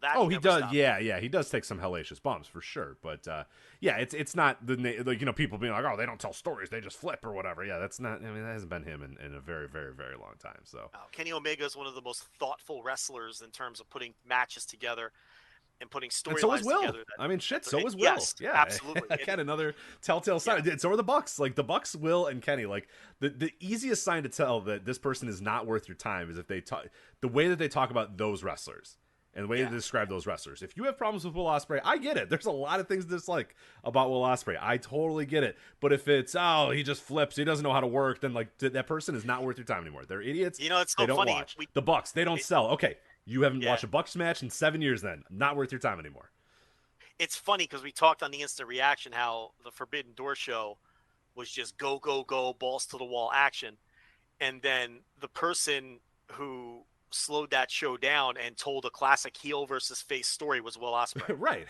Exactly. On a show where everybody else was just doing shit. Up to that point, the Will Ospreay match he was a clear-cut heel. Orange Cassidy was the classic babyface, and they went out there and tore the house down. Now, look, they had the great closing stretch with all the incredible moves and action and all of that, but it was all well built, and it was a classic heel versus face match. But yeah, to me, this Kenny stuff, and he's smart in that, again, he knows that people are going to buy it as a shoot. And what's the whole purpose of pro wrestling? To get people to buy things as a shoot. Right. So he knows people are going to buy into this. To lie and then have people believe your lies is kind of how the game works. So. Right. He's playing it the best way possible. It's kind of a combination of ribbing on the square and weaving some reality into it. And then, but I think that seeds are clearly being planted because I think he probably, he's 40 or whatever. He knows his clock is ticking, but I think he really wants that match. I think he really wants that match on a big stage, whether it's an AEW show or maybe even I guess they would welcome Kenny back in New Japan after this time. Like, I think the wounds have healed by now, right? I mean, are they really going to turn down a Kenny Omega match at the Tokyo Dome or something? Of course not. So I don't know where it would be, but I think he wants to do that match. I think he wants to do it on a big stage. I want to see Kenny Omega wrestle Will Ospreay because it's like the perfect storm of the better that match is, the harder people will work to tell you how bad it was. And I can't wait to see the world burn when those two guys get in a ring together and people just completely lose their minds over it and twist themselves into a pretzel to because really, seriously, the better that match ends up being, the worse people will tell you that it was. Like, because it's two guys who there are a certain segment of the fandom just will never give any credit to. And if they are in the same match, forget it. So, it's going to be a weird thing. Yeah. From that standpoint, I would love to see that. Now, I will admit that I missed a lot of the Kenny quotes from the Fightful piece. I was just reacting to the CEO Gaming one. How is anybody taking these seriously when you read these Fightful quotes? You're looking at him now? I'm looking at him now. He says, Ospreay, he's doing great in that role. Not my thing so much. Jay White, he's become the star that they need. I can't say one over the other, but they do work quite well harmoniously. A guy like Will, who is great at moves and has a list of 20 very forgettable 5-star matches, I'm going a little too hard on Will. Will is great. I don't want to say anything bad about Will. Here's the thing. If we're being completely honest with each other, I do believe that with the current rating system and how things are viewed, I believe that Will has earned every last one of those 5-star performances that he has had. Do I think that if you go back into the works of some of those legends, I'm even going to throw my name in the hat, if you go back when I was having 5-star matches and I was that sort of guy, I just think the matches from back then were more memorable and as hard as Will is working. He just isn't quite. Will is there. From back then, a year ago. To 2017. I mean, they're just the most back obvious. In the classic days of New Japan Pro Wrestling 4 years ago. From last year, before I was hurt, right. It was harder to get the 5 stars. Ryan Danielson. It's September. It's so obvious a work. Oh like my God, it's like the best is he's bad at it. Like you can tell he starts out with like Will's fucking he's trash, and then he's like, he's good. Like, I'm not saying he's trash, but like he's also not that good. Like he's trying so hard. He also had some ones where he said New Japan made the right call going with Jay White instead of Will Ospreay. The thing about it is, if he was trying to build a match with Jay White, he'd be doing the opposite. Right. He's saying, "Oh, New Japan should have went with Will because I think you know what I mean." It's just he's building a match with one guy. Are you telling me this professional liar might not be on the up and up? For one, cannot believe this. So. Well, a lot of people are, but it's good that a lot of people. Yes, this stuff rules. This stuff rocks. I love this. Yeah, but I mean, I'm just shaking my head because it's like, but that's a good thing. Look, we say it almost every week. We want to be worked. Yeah. So if this stuff can successfully work people, and then they do put a match together, I think that could be a good thing. That's going to be a huge match no matter what. Oh, I mean, for sure. You don't need to be Booker of the Year to make that match something special or make that match work. You really just need to book it, because that's legitimately, if you don't count WWE guys and sort of doing weird cross-promotional stuff that isn't realistic, like Roman Reigns versus, I don't even know Roman Reigns versus Okada, like matches that are never, ever happening. In terms of realistic matches that can happen, I think Kenny Omega, Will Ospreay might be the biggest one out there. Unless maybe Okada Punk. Yeah, I was going to say, I think there's probably, I mean, for a certain segment of people that Kenny will, but like for the overall world, it's going to, you know what I mean, be like Punk versus Reigns or so, you know what I mean? Like it'd be something like that, or yeah, something that's never going to happen. But I mean, right. Something that's going to happen is, I would say like Punk and Okada, or yeah, I mean, Will and Kenny is right there, dude. It's right there. Will and Kenny, in terms of matches that people want to see because they think it'll be great, I think that's the one. Yeah. Mm-hmm. I don't know if that would draw the most money necessarily, but at the same time, I don't know. I mean, Will kind of got himself over with the AEW fans. I mean, he was already over with most of them, but he now has gotten himself over with anyone who didn't know who he was, without question, after the Orange Cassidy match and the stuff on TV. Okada very clearly is over with the AEW audience. He blew the roof off on Dynamite. So maybe Okada, Punk, or Punk, anybody is going to be bigger, I think, at this point. Punk with any of those people, in terms of drawing money. I don't know, but Kenny's return is going to be big too. The point here is Kenny and Will Ospreay is a huge dream match, and it's one of the few that are on the table. Correct. So, it wouldn't take a ton to promote that properly. You'd probably have people saying, complaining about the build. You could just throw those two on a fucking marquee. Yeah. Like, what kind of build you need? Go out there, you cut a couple promos, and away. They're already building it. They're doing it right now. Yeah, and I will say as well, there's been a lot of Kenny quotes out there the last few weeks. So the last week especially. So I do wonder if we're getting very, very close to the return of him, because he then said, quotes. He was talking about major injury setbacks. He said, look, if I get another major setback, that's it. I'm done, because I can't do this again.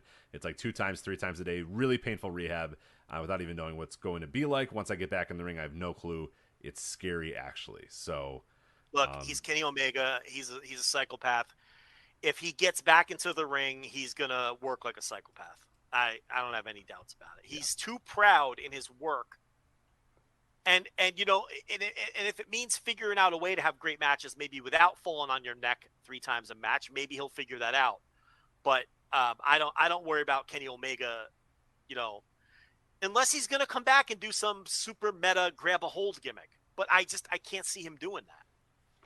I just can't see it. Yeah. Hey, did you see at the scrum when Moxley was up there, and he's up there with Tony Khan, and Moxley's being Moxley, and he's going on chugging their non-alcoholic beers, their Athletic Brewing non-alcoholic beers. Yeah. And he's like, we really got to bring in is the great Muda. We got to bring Muda in before he retires. Oh, no. And then he goes, and Khan's like pulling his collar because all these New Japan representatives are there. And then he's like, I'll tell you another guy. We got to bring in that Jun Akiyama to work with Kingston. And Khan is just like, we got the great New Japan, front office people here, John, and I don't know. You'd have to clear that with them first. Mox is just naming other dudes and other companies. Other Japanese guys that, politically cannot happen on a New Japan show. They can't even get Takeshita on any of the shows. And he's They couldn't get Pentagon Jr. to wrestle because CMLL doesn't want a AAA guy on a show with New Japan wrestlers. And he's fantasy and Mox wants Jun Akiyama versus Eddie Kingston. With Sukabayashi and Gato in the back listening. He's fantasy booking Akiyama. I just thought that was hilarious. Now, that would rock, and he should definitely find a way to do that and maybe do his own produce show. But yeah, I don't think that's going to happen on All Elite Wrestling television anytime soon. So, Khan, very uncomfortable with all of that. Anything else on this Omega thing, or I know you're champing at the bit to get to Money in the Bank. Oh, so I cannot wait to talk about the WWE Money in the Bank Premium Live event, because I got a lot of things to talk about that Premium Live event, sir. But nothing else on the Kenny comments. I just want to point out how it's just funny to see Kenny Omega thinks wrestlers need to learn how to work again. It does. You alluded to it, but it really does give unfortunate fuel to the fire of the AEW trolls, who are now going to say that even Kenny Omega thinks that there's no storytelling in AEW. And it'll give fuel to the fire of the the Ospreay trolls, who are now going to say that Kenny Omega says, well, Ospreay doesn't know how to work, but that's not really of Omega's concern. If he's trying to build a match, he's just trying to get people to talk about him talking about Will Ospreay. So, but there is that byproduct of it, and you're starting to see some of that. We're like, even Kenny Omega says they don't tell stories in AEW, which, is kind of shitty, but, whatever. I guess that just is what it is. It seems at this point AEW has kind of leaned into and realizes that there's always going to be this annoying bad press about them, so they may as well just make money off of it. You know what I mean? Like, try to build matches through it, which is probably smart, honestly. If people are going to criticize and get upset and do all that sort of stuff all the time, then, may as well. I don't know. That's Kenny Omega's comments. We'll see, but we should make Kingston and Akiyama happen. That rule, right? I'd watch the fuck out of it. He can come in. He can slide in through the DDT connection, right?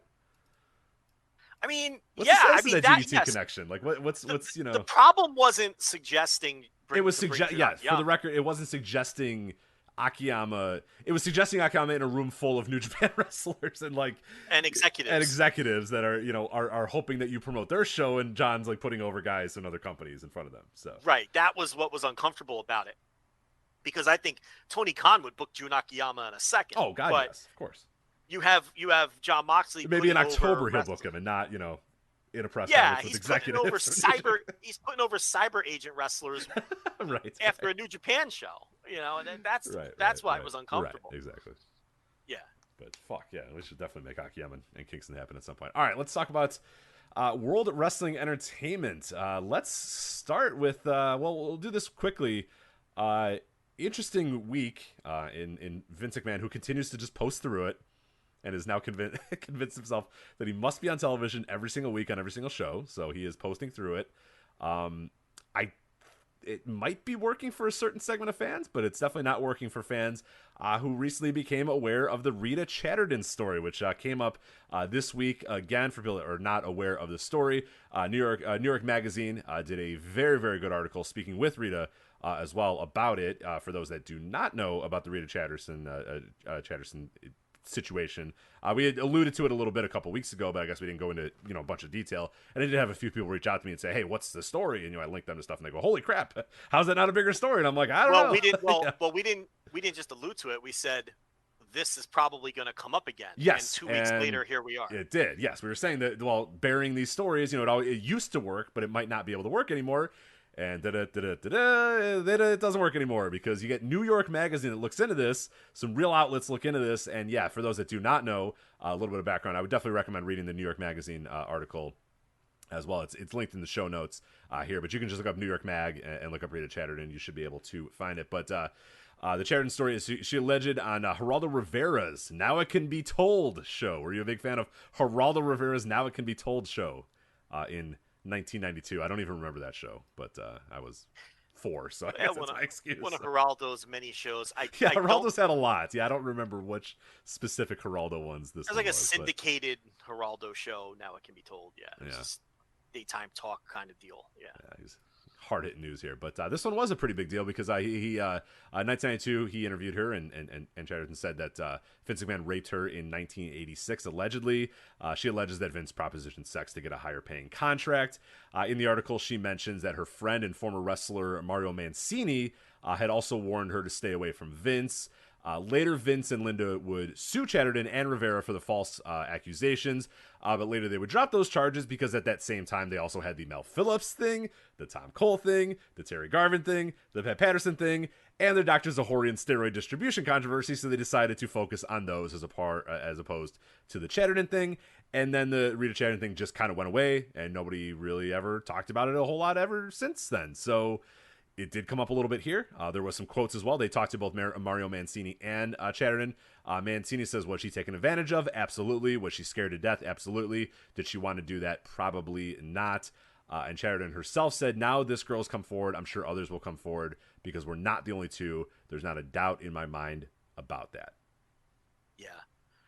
And she didn't really, if I'm not mistaken, get into the details of what she's alleging in the latest article, but she did on the Geraldo show, right?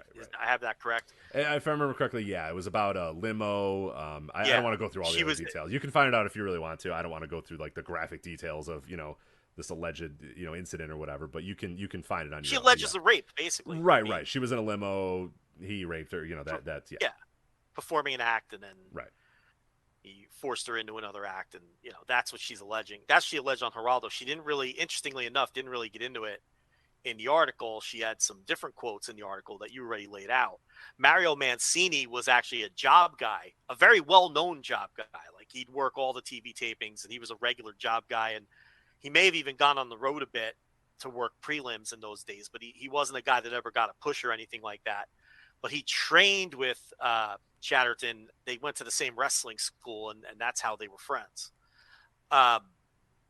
So yeah, we talked about this a couple of weeks ago, and we knew this was going to pop up.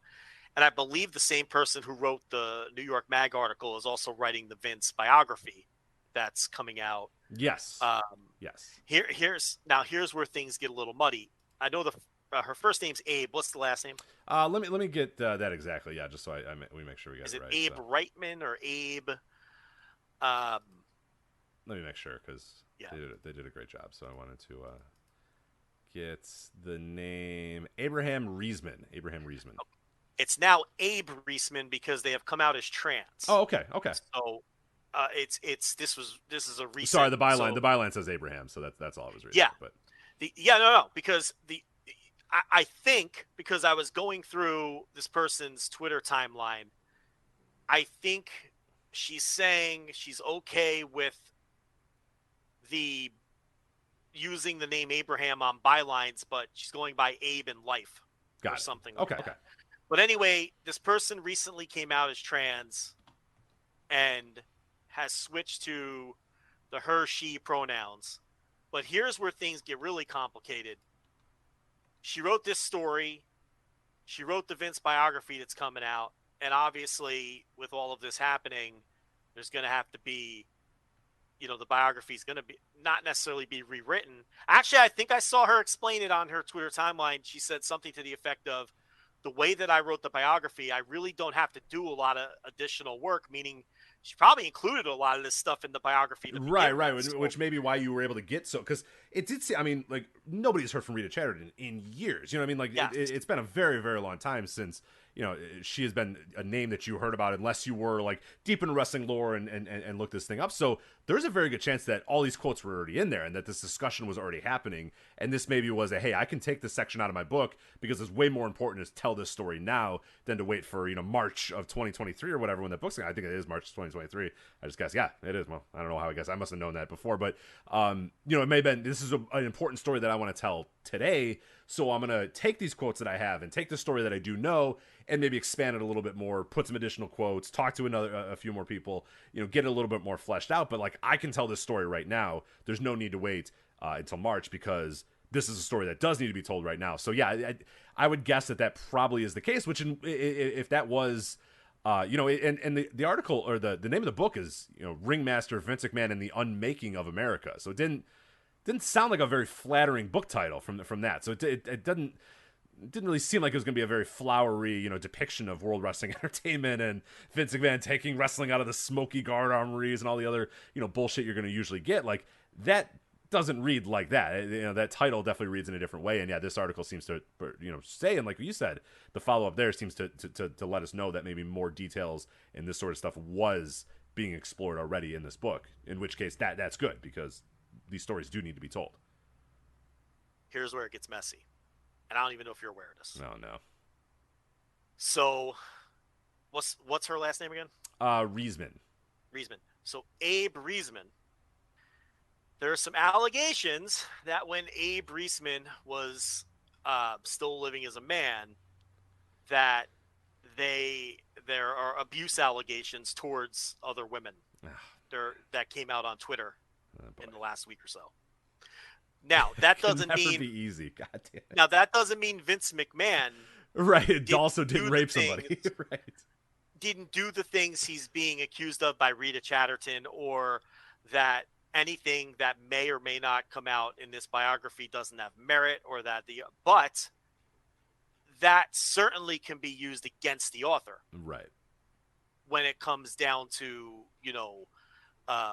if this book is less than flattering, which it looks like it's going to be, well, then the Vince defense could be, oh, well, this person, beats women. Right. And has accusations of their own. Pot calling kettle black type of, stuff.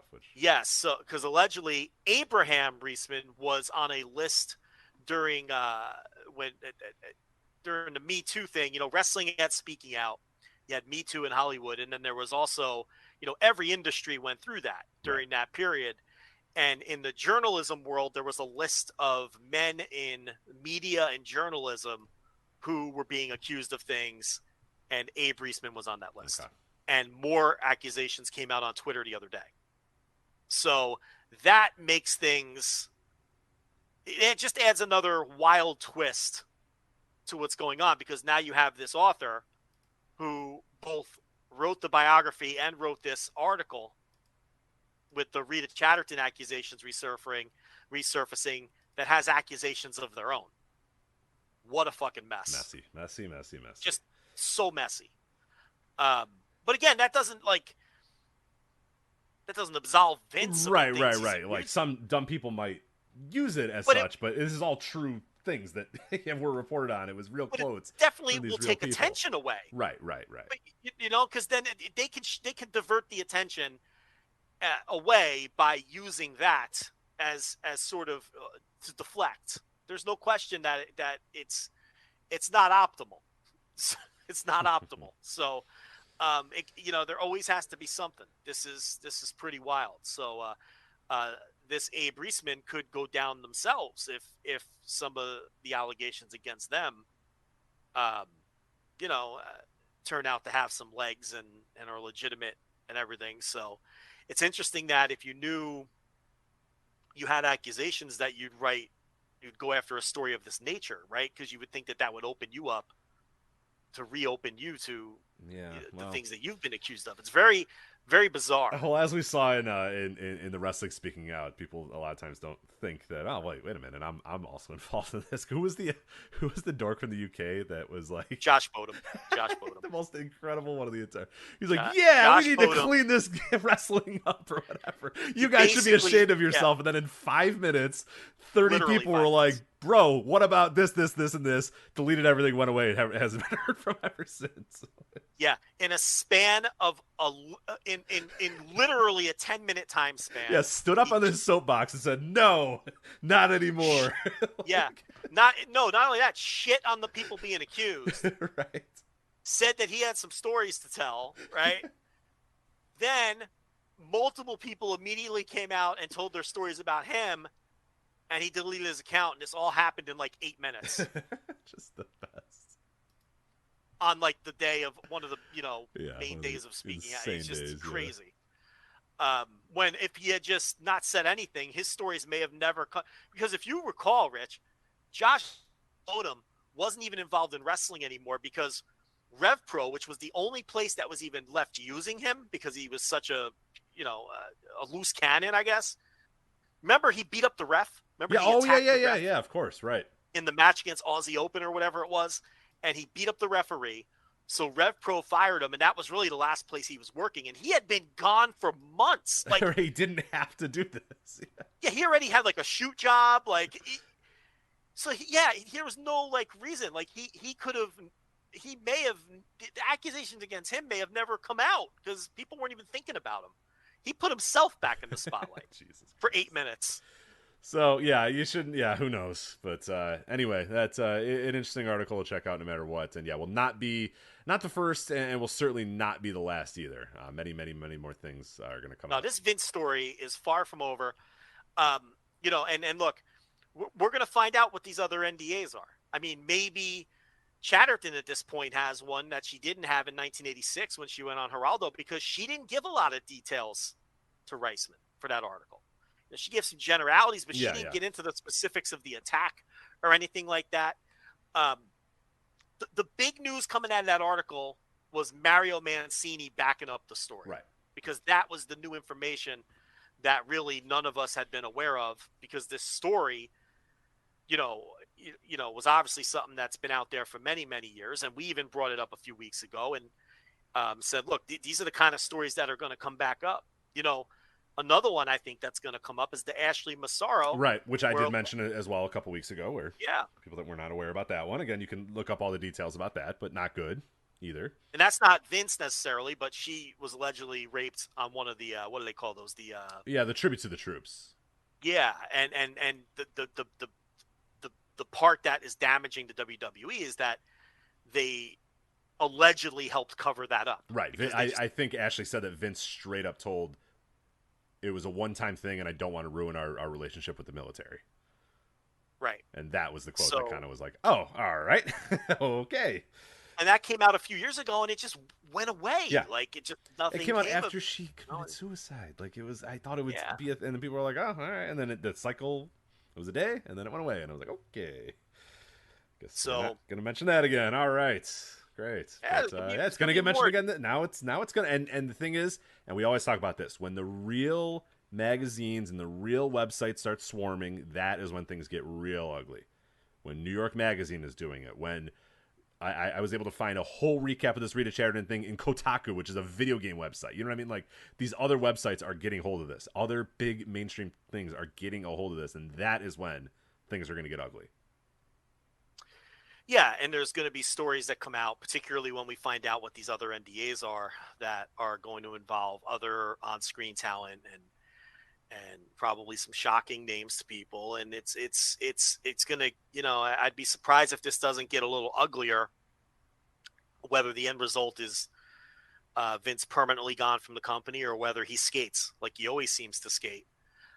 It's going to get a little uglier before either of those things happen. Right. I mean, because the investigations are the stories are already being written, right? From what we've been told. So the next stories, the next wave of stories are coming. Right. People know, certain people are privy to certain names on those lists, and that's going to be big when that happens. Yes. When those people are able to, or allowed to, or feel comfortable with, covering the names that are on that list, because we've been straight up told from people, they didn't tell us names that are on the list, but basically said, there are talent on this list. On-screen talent. Right, there is on-screen talent on these lists. So somebody has those lists, and worse yet, if these 7 or 8 or 9 different law firms, that are trying to sue and collect enough, stockholders to get in there and sue or whatever, that then opens them up to discovery, which then opens up this whole gigantic can of worms. If any of those law firms get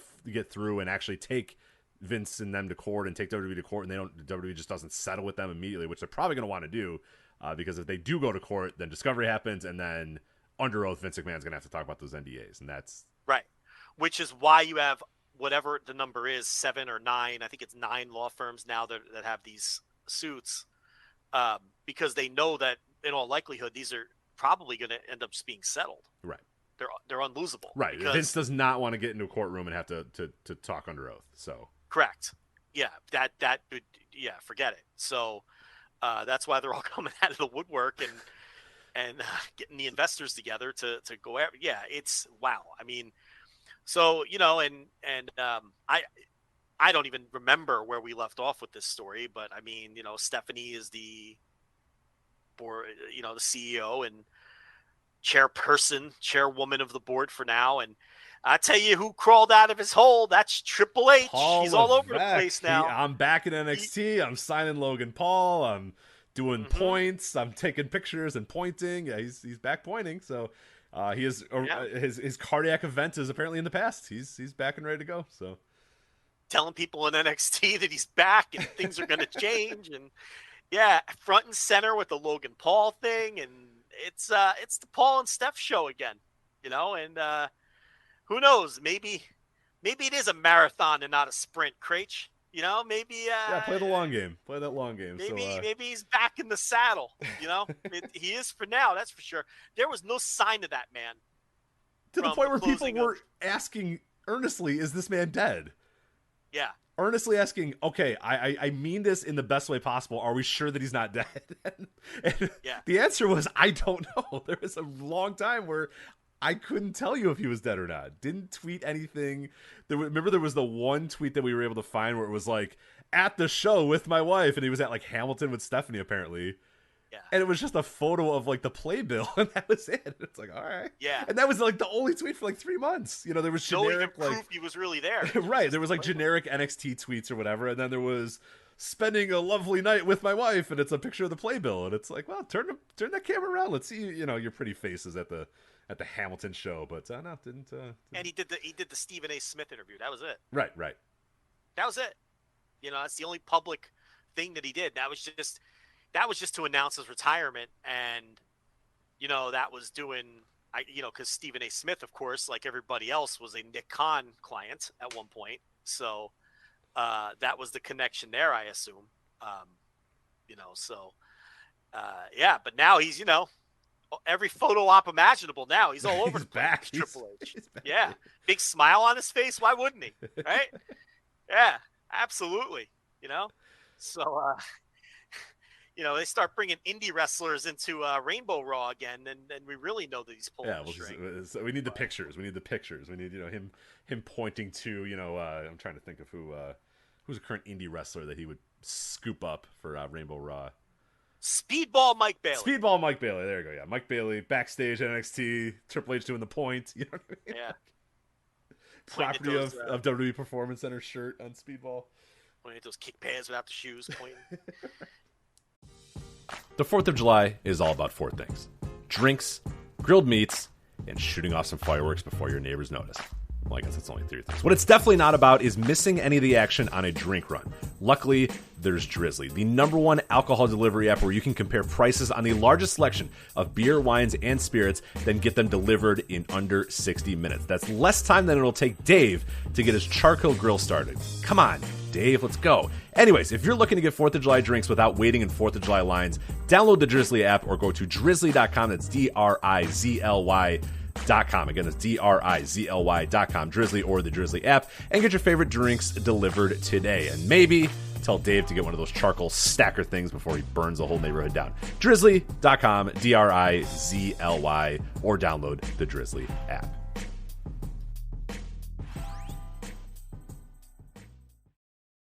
Finding the right person for the job isn't easy. Just ask someone who hired a stuntman to do their home renovations. Just finished a new sunroom, Mrs. C. The best part is I used candy glass for all the windows, so you can do this. And this. Doesn't hurt a bit either. But if you've got an insurance question, you can always count on your local Geico agent. They can bundle your policies, which could save you hundreds. And if you don't want to take the long way to the kitchen, the walls are breakaway too. See? For expert help with all your insurance needs, visit geico.com/local today. Absolutely. Jordan Oliver. Big shake. Yeah, you think he's gonna Rainbow Raw? Isn't Jordan Oliver's future? Well, what is in WWE's future is one Logan Paul, YouTuber, an influencer. Logan Paul has signed with World Wrestling Entertainment. Supposedly he will, quote, perform across multiple events. Are you excited about Logan Paul performing across multiple events, Joe? Yes. Okay. Money in the bank. Are you ready for everything else about Logan Paul performing across multiple events? That's I don't the know. whole Logan What do you want Paul me to say? It's Logan Paul performing across multiple events. I don't know. He was fine. good at WrestleMania. He was not bad. He was honestly not that bad. So he showed charisma. He obviously showed physical ability. He didn't look like a celebrity. He looked like an athlete. You know, he performed well. He reminded me of Art Barr. I think we mentioned that at the time. He reminded me of like vintage Art Barr. Yeah, that's a great comp. Yeah, I think we may have made that at the time too. Just an absolute shitbag, like just pure shitbag in every way, shape, or form. Yeah, he understood how to troll the crowd. He had, of course, WWE turned him face. By the way, if you're wondering how this all ends with the just unmistakable shitbagness that is Logan Paul, is that WWE tried to make him a good guy because they fucking stink. Obvious heel charisma. Everybody hates him. He knew how to carry himself. He didn't have that thing that young wrestlers or celebrities have where they don't know how to like just stand, just carry themselves in front of the crowd. He knows how to, because he's a performer. He's a performer. He has a ton of confidence because he's a fucking multi-time millionaire because of YouTube. So he's confident as fuck because he's made it in life. All of us are not making it. And he's just a shitbag. So he's got confidence, and he's not afraid to be an asshole either. He embraces it.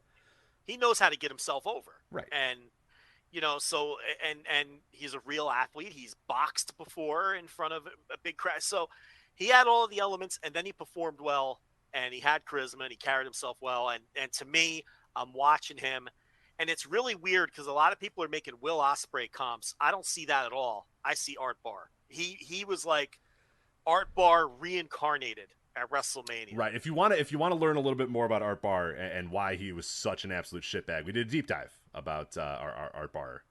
Let me find out when we did that. That was in 2020, I remember, but I forget exactly when we did that. Let me see if I can get the exact dates. But if you're a FlagshipPatreon.com member, you can go and listen to that. It was the Deep Dive Love Machine versus Blue Panther. That was in 2021, October of 2021. We did a deep dive. You can find it on the $5 tier, FlagshipPatreon.com.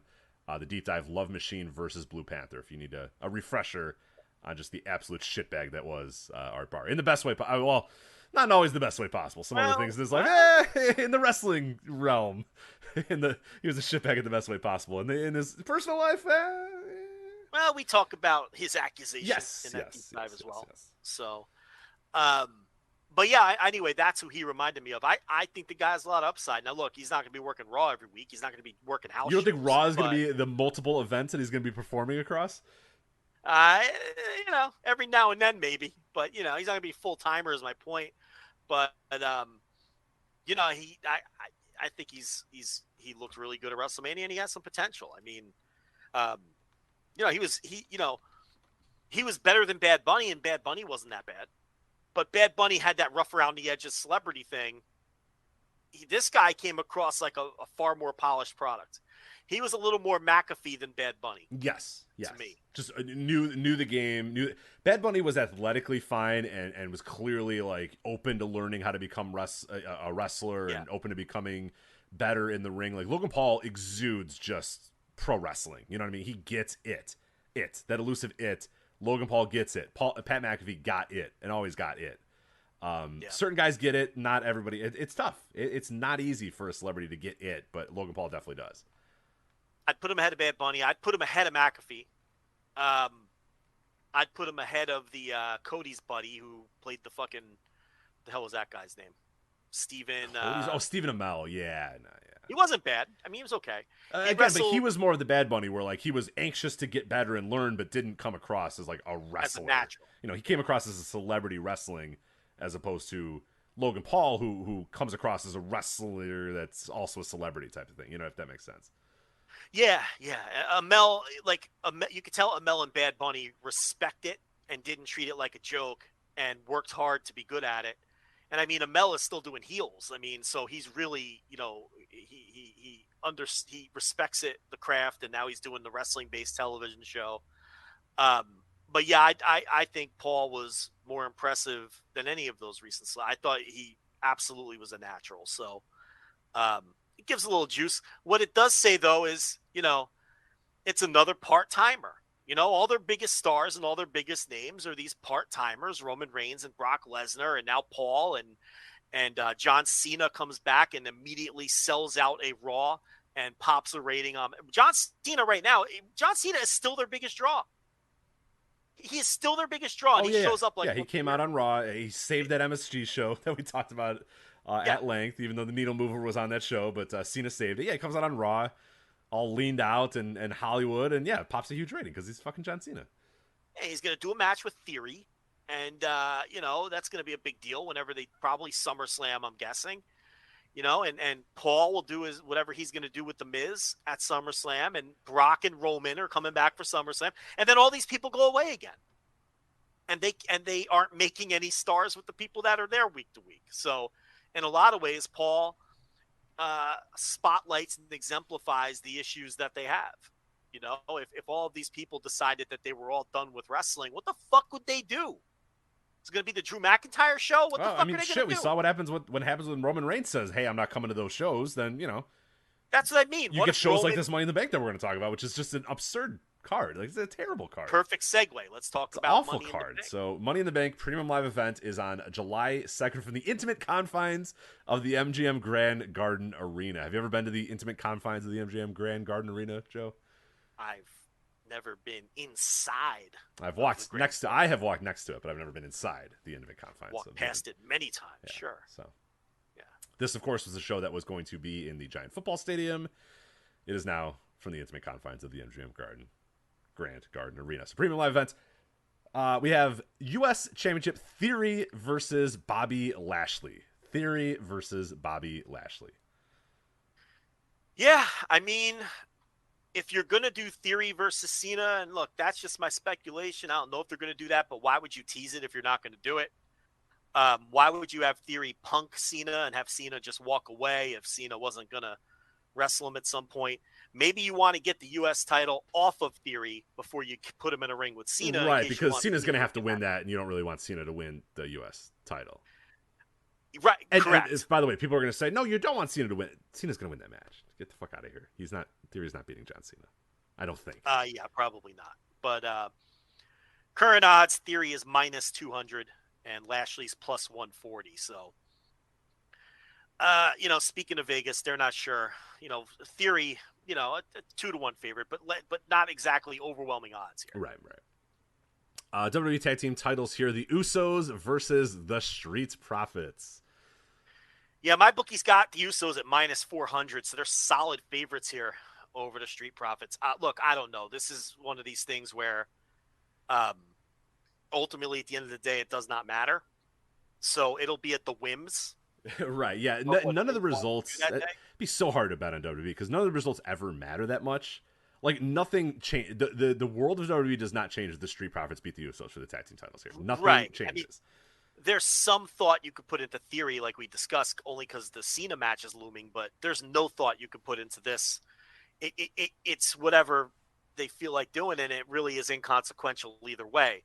All you could really say is do they want to keep all of these titles on the Usos and Roman for now? And I don't know. But the Usos could just win them right back on TV or something if they wanted. So it's impossible to tell. Montez Ford and I don't remember which Angelo Dawkins. Come on, Angelo Dawkins. No. The match on Raw. Ford versus. Can you look that up real quick? Yes. I obviously watched Raw, so I should remember this off the top of my head, but I do not. You haven't watched Raw in months, if not years. Watched Raw in months. You're correct. I tried, and it's really bad. Jey Uso. It was Montez Ford and Jey Uso. Ford and Jey Uso had a really good match on Raw. So I think this could be an excellent match. But in terms of predicting a winner, hey, I watched Raw start to finish without hitting fast forward a single time this week. Yeah? Well, because I planned on writing a review because I'm doing those new written TV reviews behind the paywall on the $10 tier at patreon.com/Voices of Wrestling. And it was fucking torture. I don't know how anyone does this on a week in, week out basis and watches this show without skipping anything. It is so bad and it never ends.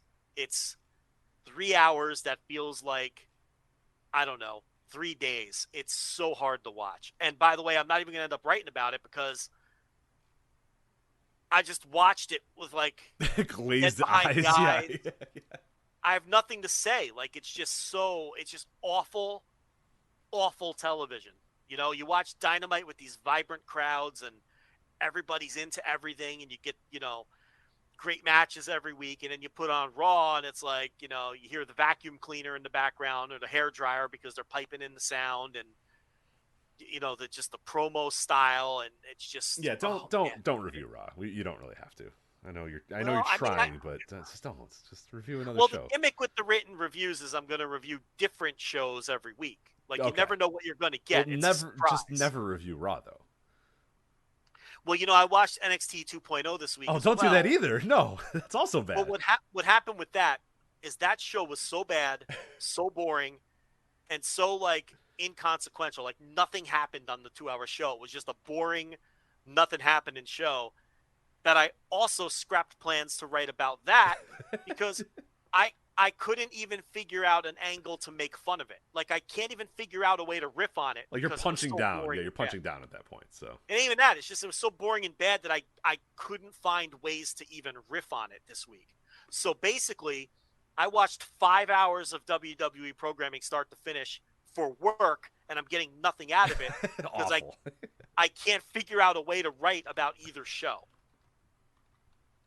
Anyway, what's next on this Money in the Bank? I do want to break in with some NBA free agent news, Joe. You and I are going to be kindred spirits here. One, Andre Drummond, your boy Andre Drummond, is a Chicago Bull. Why is Andre Drummond? He's not one of your guys. He's not one of your guys at all. You went to UConn. No, I know. I hate UConn. No, but you've always had a soft spot for Andre Drummond. You always ask what he's doing.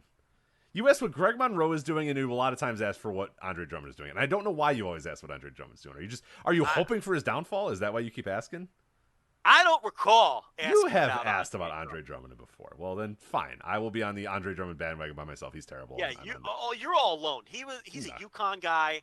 I have no love for Andre Drummond. I think you must be hate asking about him then, because you're always hey, what's he up to? Hey, fake ring guy. You know what I mean? Listen. He tried the fake ring out for a while. It's not working out though. So, Greg Monroe. You do ask about Greg Monroe always, which I do. Well, that is an earnest attempt to find out what Greg Monroe is doing. So is Henry Sims still? Is Henry Sims still in the league? I haven't heard the name Henry Sims in a while. I do not. Henry Sims last appeared on the 2016 Brooklyn Nets. He is out. Roy Hibbert, I know, is retired. He is no longer there anymore. Roy Hibbert a lot. Hoyas of days gone by. Jeff Green. Roy Hibbert. Jeff Green still hanging on. Jeff Green. I mean, he's still an effective bench player. Yeah, Mac McClung was a Bull for a little bit this year. One game. He was a Laker for one game too. Yeah, that one highlight reverse dunk I recall. Right, everybody stopped and he did a reverse dunk, and they were like, "Yeah!" And then they released him 2 hours later. So. Yeah, I think so. Yeah, that's exactly what happened. Let him get his Otto Porter Jr., NBA champion Otto Porter Jr. NBA champion Otto Porter, who you cannot slag off on anymore. I certainly can. A key contributor to a championship team. Listen. Define key. I don't know, like a 19 PER for the year and quality stabilizing playoff performances, I would say, out of Otto Porter. Are you sure you had a 19 PER? Probably somewhere in that neighborhood. It was actually 15.9, 16. That's not bad. Well, 16 player. That's not off the bench. That's what you want. Key. I think key might be a little strong there, but you know what they say, Rich. It's one of the most undervalued thing in sports is a good, solid, average player. Yeah. It's true. It's there could be the difference in a championship. You get a good, solid, average number 4 starter and number 5 starter. You have a leg up on 20 teams in baseball who are running out guys with a 6 ERA. It's true. Get 180 innings of 4.1 ERA out of that 4 and 5 spot. What are we doing? We're supposed to be doing Money in the Bank. I apologize. Mike Sweetney no longer in the NBA, Joe, if you're worried. God. No, Heidi White also no longer a... now you're going back to the 90s. Yeah, no, I'm going back to the era this is the era that I remember. Do you remember? How about Ruben Boomjay? That's exactly what I was going to bring up is Ruben Boomjay. One of my favorite... Every time I did an NBA 2K franchise, I would get Ruben Boomjay because he was great. He was like 7'4", big ass body, like just a giant dude. And I would always get him on my teams because he could rebound the hell out of the ball. Actual NBA play, not great, but NBA 2K, not bad for Ruben Boomjay. One of my all time favorite video game players ever. So. I don't know why you're making fun of all these Hoyas, but it's odd you never bring up like Allen Iverson or Alonzo Mourning. Jerome Williams, the Junkyard Dog. I love Jerome Williams. Pat Ewing, the Kembe Mutombo. Patrick Ewing with Hall of Jr. Famers. or Patrick Ewing the original? Both. Okay. Do you really want to bring up Patrick Ewing Jr.? Well, Pat Ewing Jr.? Absolutely. How about, hey, listen, you want to talk about great Hoya basketball players? How about former NFL Commissioner Paul Tagliabue? Did he play ball? Did he hoop? He was Georgetown's all-time leading rebounder up until like 15 years ago. Hell yeah, good for him. Sleepy Floyd, I think, was wasn't he a Georgetown? Absolutely. What are we doing? I don't want to talk yes. about David Wingate. I remember he's definitely David a Georgetown Wingate, guy. Yeah. Reggie Williams. Oh, okay, yeah. Yeah. Was Othello Harrington? Was he a Georgetown guy too? Yes. Hell yes. yeah! Look at that. Big bodies. They grow big there in Georgetown. Othello Harrington was the center after Alonzo Mourning. Some big dudes out there. Yeah, some not always tall, sometimes wide too. But... They went Ewing, Mutombo, Mourning, Othello Harrington. Harrington was a dude though for a while. He was a dude in the NBA for a little bit too. Yeah, solid player. And then recently with Roy Hibbert and Henry Sims. Yeah. A little more effective in college than the pros, but hey, Roy had a good run, but the problem was overnight the NBA game changed around him, and he woke up and went, "Uh-oh, I can't play in this league anymore." And then he couldn't play in the league anymore, and then he went away. So yeah, he woke up and all the centers were now 6'7" and shot threes, and he went, "Okay, I'm done." So that's enough NBA for me. Same thing happened to Greg Monroe, who has been able to kind of adjust a little bit, but yeah, he woke up one day and said, "Hey, I score 18 a game or 20 a game," and they said, "No, you don't. You come off the bench." And you get a few rebounds, but you are no longer a top player. And he went, "Okay, I'm no longer a top player." And then he wasn't a top player anymore. Greg Monroe was a ball-handling, slender slasher in college. And then he goes to the NBA and decides, I'm going to gain weight and be a post-up center. Right, which was not a bad idea. Not a bad idea. It's just the problem was, like, the next year it became a bad idea. Yeah. At the worst time in history, he decided to gain weight and become a post-up center. So that was that. Hey, weren't you at the game where the Bucks ended the Warriors' win streak and Greg Monroe went the fuck off with like 40 we've talked 10? about that a lot. Yes, I was at that game. I drove up from Chicago to Milwaukee to watch the Bucks and the Warriors, and yeah, Greg Monroe had an absolute killer game. Like, he ended that win streak, like the all-time what was on pace to be the best NBA win streak ever. They were very, very close to the Lakers. I forget how close they were to matching the 72 Lakers or whatever, but then big-ass Greg Monroe got on there and just worked the Warriors all night with his post-game. It was awesome. Yeah. Andrew Bogut had no answers. I think Bogut was on the team anymore. Probably not. Bogut was on the Warriors. No, you're right. Shoot. I think Bogut was gone by then. He was still there, but I think they didn't really play him that much. I think he was just kind of a dude. Well, he was there with the Mark Jackson-led teams. He went away, and then he came back 1 year, but I don't know. Right. He may have been off this team, but I'm pulling up the box score. Oh, this is not the right box score here. One sec. Warriors win streak. This is all much better than talking about Money in the Bank, by the way. All right, let's do this here real quick. Let's go over the box score here. Good box score. NBA.com. It's over. Bucks hand, which by the way was the most fun game I ever went to. Like, when we left the building, people were dancing in the streets. It was like a parade went off for the Bucks to beat the Warriors here on December 15th or December 13th, 2015.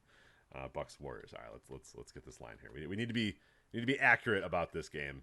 In all, was Giannis Antetokounmpo on the team? Perfect, nailed it. Yes, Giannis Antetokounmpo was indeed on the team, but he was very young at that point. But all right, so Andrew Bogut was the starting center for that team, and he had no answer whatsoever. 22 minutes, 1 of 3 from the field, 7 rebounds. But only 2 points for Andrew Bogut. Was David Lee on that? David Lee was, I think at this point he had left. Yeah, because at this point he had been easily replaced by Draymond Green. But yes, Greg Monroe, 36 minutes, 11 of 17 from the floor, 11 rebounds, 28 points to lead the Milwaukee Bucks in points scored. Yeah, a bunch of big buckets down the stretch. Yes, he did. Yes, he did. I remember you were hate watching that game to see if I could mush, if I could mush another team, and I was able to mush the legendary win streak. So you are a classic all-time mush. You really are. You witnessed the Warriors win streak ending, DePaul started basketball. 13-0. They haven't recovered since, by the way. They have not recovered since. They have not recovered since. Dave Lato got fired again, right? Yep. All their good players transferred. Like I killed that team overnight. I killed that team. You did. They were having a renaissance year. You went to a game, they lost, and they haven't recovered since. Right. Everyone's fired. Everyone's gone. You leave town instead of going to Forbidden Door, and it's one of the greatest pay-per-views in American pay-per-view history. You're a mush. I see good stuff too. Usually I'm not a wrestling mush though. I see good wrestling shows. So yeah. Anyway, all right, let's get back to the premium live event here from the Intimate Confines of the MGM Grand Garden Arena. We have Ronda Rousey, who, yes, is still there, even though you would never know, defending the SmackDown Women's title against Natalya. And, oh, boy, Joe, this build. Have you followed the build for Ronda Rousey and Natalya? I tell you what, I like it. You like Ronda Rousey calling, Natalya and her sister a dime store OnlyFans or whatever she called it? Yeah. And then Natalya being like, hey, look at my boobs, hey. Dime store OnlyFans. Yeah, well, here are my boobs while I'm eating cupcakes. It's it's look something. at my giant tits and my sister's giant tits. Right. Yeah. No, I enjoy them shooting on each other like this. It's been. You would never know what the locker room's like because you're always in your tour bus. Oh. Yes. Yes. No, I've enjoyed the sniping. I like that stuff. Yeah, I guess. So, it's fine. I don't expect Ronda to lose in this spot. No. But... No. And Ronda, I mean, dude, she's a nothing. Dude, nobody cares. Does anybody care that Ronda Rousey's there? I mean, I can't believe. Yeah, it's funny. Whenever we bring up WWE and all their part-time stars, we never bring up Ronda. No, she's just like. She doesn't feel like a star at all. Kind of there, and you're like, oh, yeah, Ronda Rousey's there. Yeah, which is nuts because what's going to happen is people are going to retcon like her first run, which when she was a discernible, like a very, very big star and was drawing pay-per-views and is the reason that Revolution show happened and was drawing TV ratings and stuff. But people are now going to kind of be like, remember when she came back and didn't do it? And we're going to kind of live in a world where that wasn't actually a thing, but it was a thing. It's just so not a thing now. So yeah. Wild. Anyway, women's Money in the Bank. Oh my Lord. Some of the names in this match. By the way, very quickly, Ronda is minus 1,400 in that match. She's not losing that match. What are the odds I can get for Natty? Plus Natty by nature. What am I going to get from Natty by nature? 5.5 to 1, 550. It's $100. I mean, it's worth $5, right? I can also just light $5 on fire, but I don't know. They don't cap me on WWE bets. I have a $25 cap on AEW bets. Because I think I cleaned them out so many times on AEW. Because you can actually bet on AEW stuff and be right. Yeah, AEW, you could actually figure out the booking, or you could just never mind. And then WWE, the booking is so hard to figure out. Right. Like, I have a harder time with it. But I don't have any limit on WWE bets. AEW, they're now capping me because that one pay-per-view, I cleaned them the fuck out. What was the one where Moxley wrestled Satoshi Kojima? All Out. I put my whole bankroll on Moxley. I was like, this is a fucking lock of the century, Like, he was a big favorite, but still, and it's like, and then whatever show was after that. What show was after that? After All Out would have been... It doesn't matter. Yeah. The point is, AEW booking is much easier to figure out, so... Full Gear was in November. Yeah, like... This time around, even though I was capped, like Goto and Yoshihashi had very good odds against QT and Solo. They were only like minus 200 or something. That was a lock. Like they weren't losing that to QT and Solo. You know what I mean? I sweated out, Lee and Strickland over Despy and Kanemaru, but only because Despy and Kanemaru's work was so good that they made me think the false finishes were going to.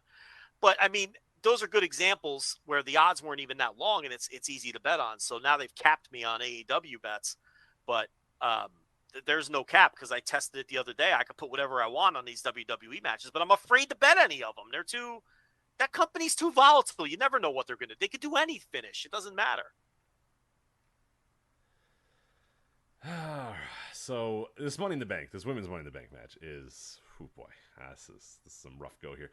Lacey Evans, Alexa Bliss, Ya Only Live Once, Raquel Rodriguez, Asuka, Shotzi, and Becky Lynch.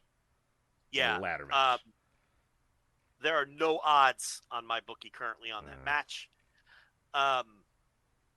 You would think Becky, right? But it's yeah. But they've put this fucking thing on Otis before, so who the fuck knows? Right. It could be it is around the 4th of July, so maybe they go with Lacey, you know what I mean? They go with Lacey. I don't think the odds for Raquel Rodriguez are very good, but you never know. I don't know. Who yeah, it's impossible to predict. Could possibly fucking care. Money in the Bank, men's Money in the Bank. Seth freaking Rollins, Drew McIntyre, Sheamus, Omos, Sami Zayn, Riddle, and the Always Dangerous to be decided. A lot of big names. All the stars are out. Riddle won the Battle Royal this week on Raw after he loses the really good. He had a really good match against Roman Reigns. And Yes, lost. that match was good. Roman. I will say I watched that one as well. A good match that people should watch. He can't challenge anymore. That was the stip.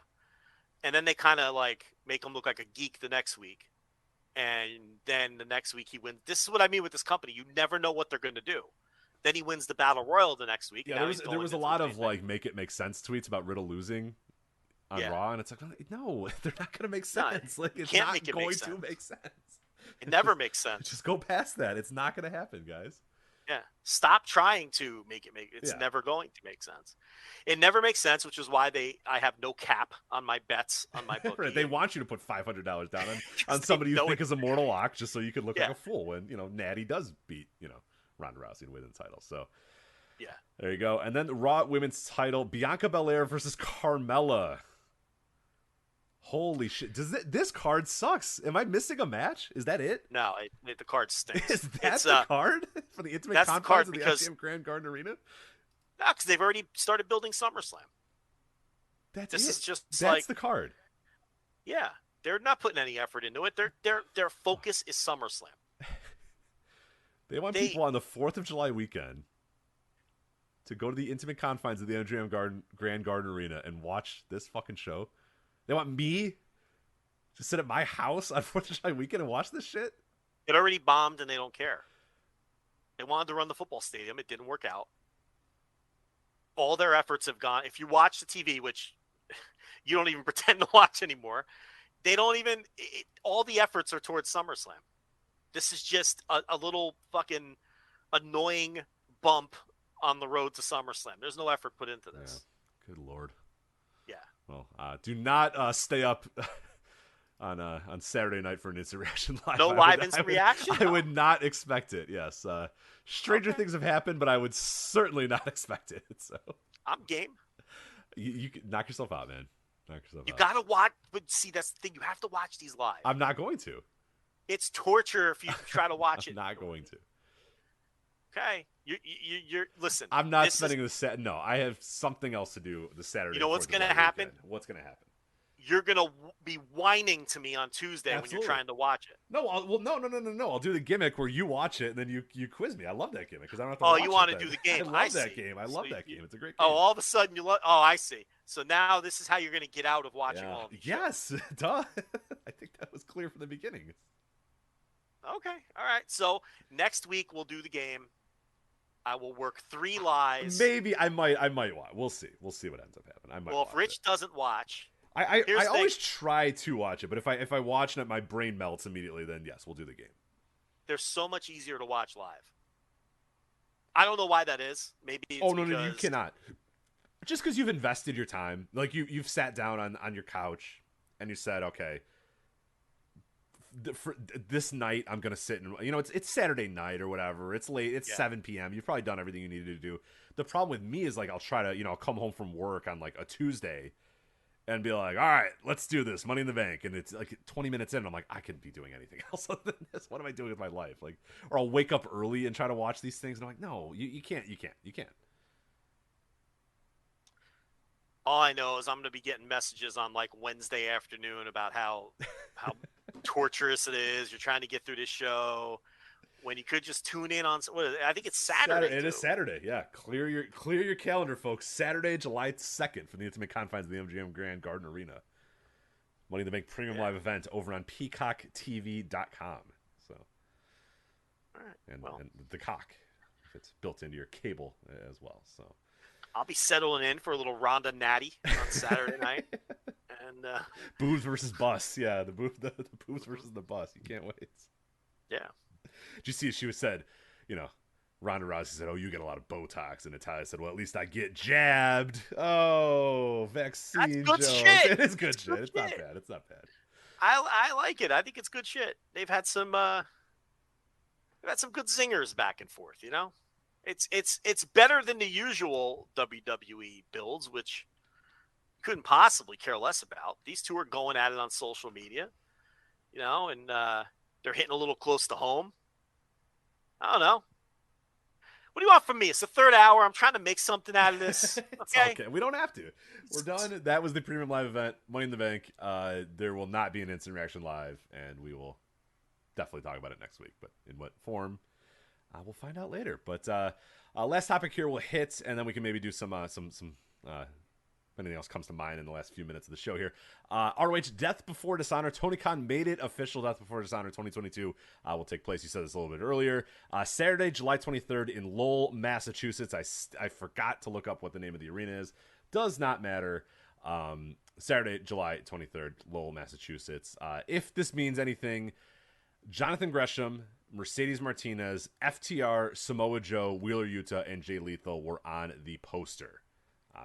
That's all the champions, right. And we know that Lethal, Mason Joe. Right, so you got that.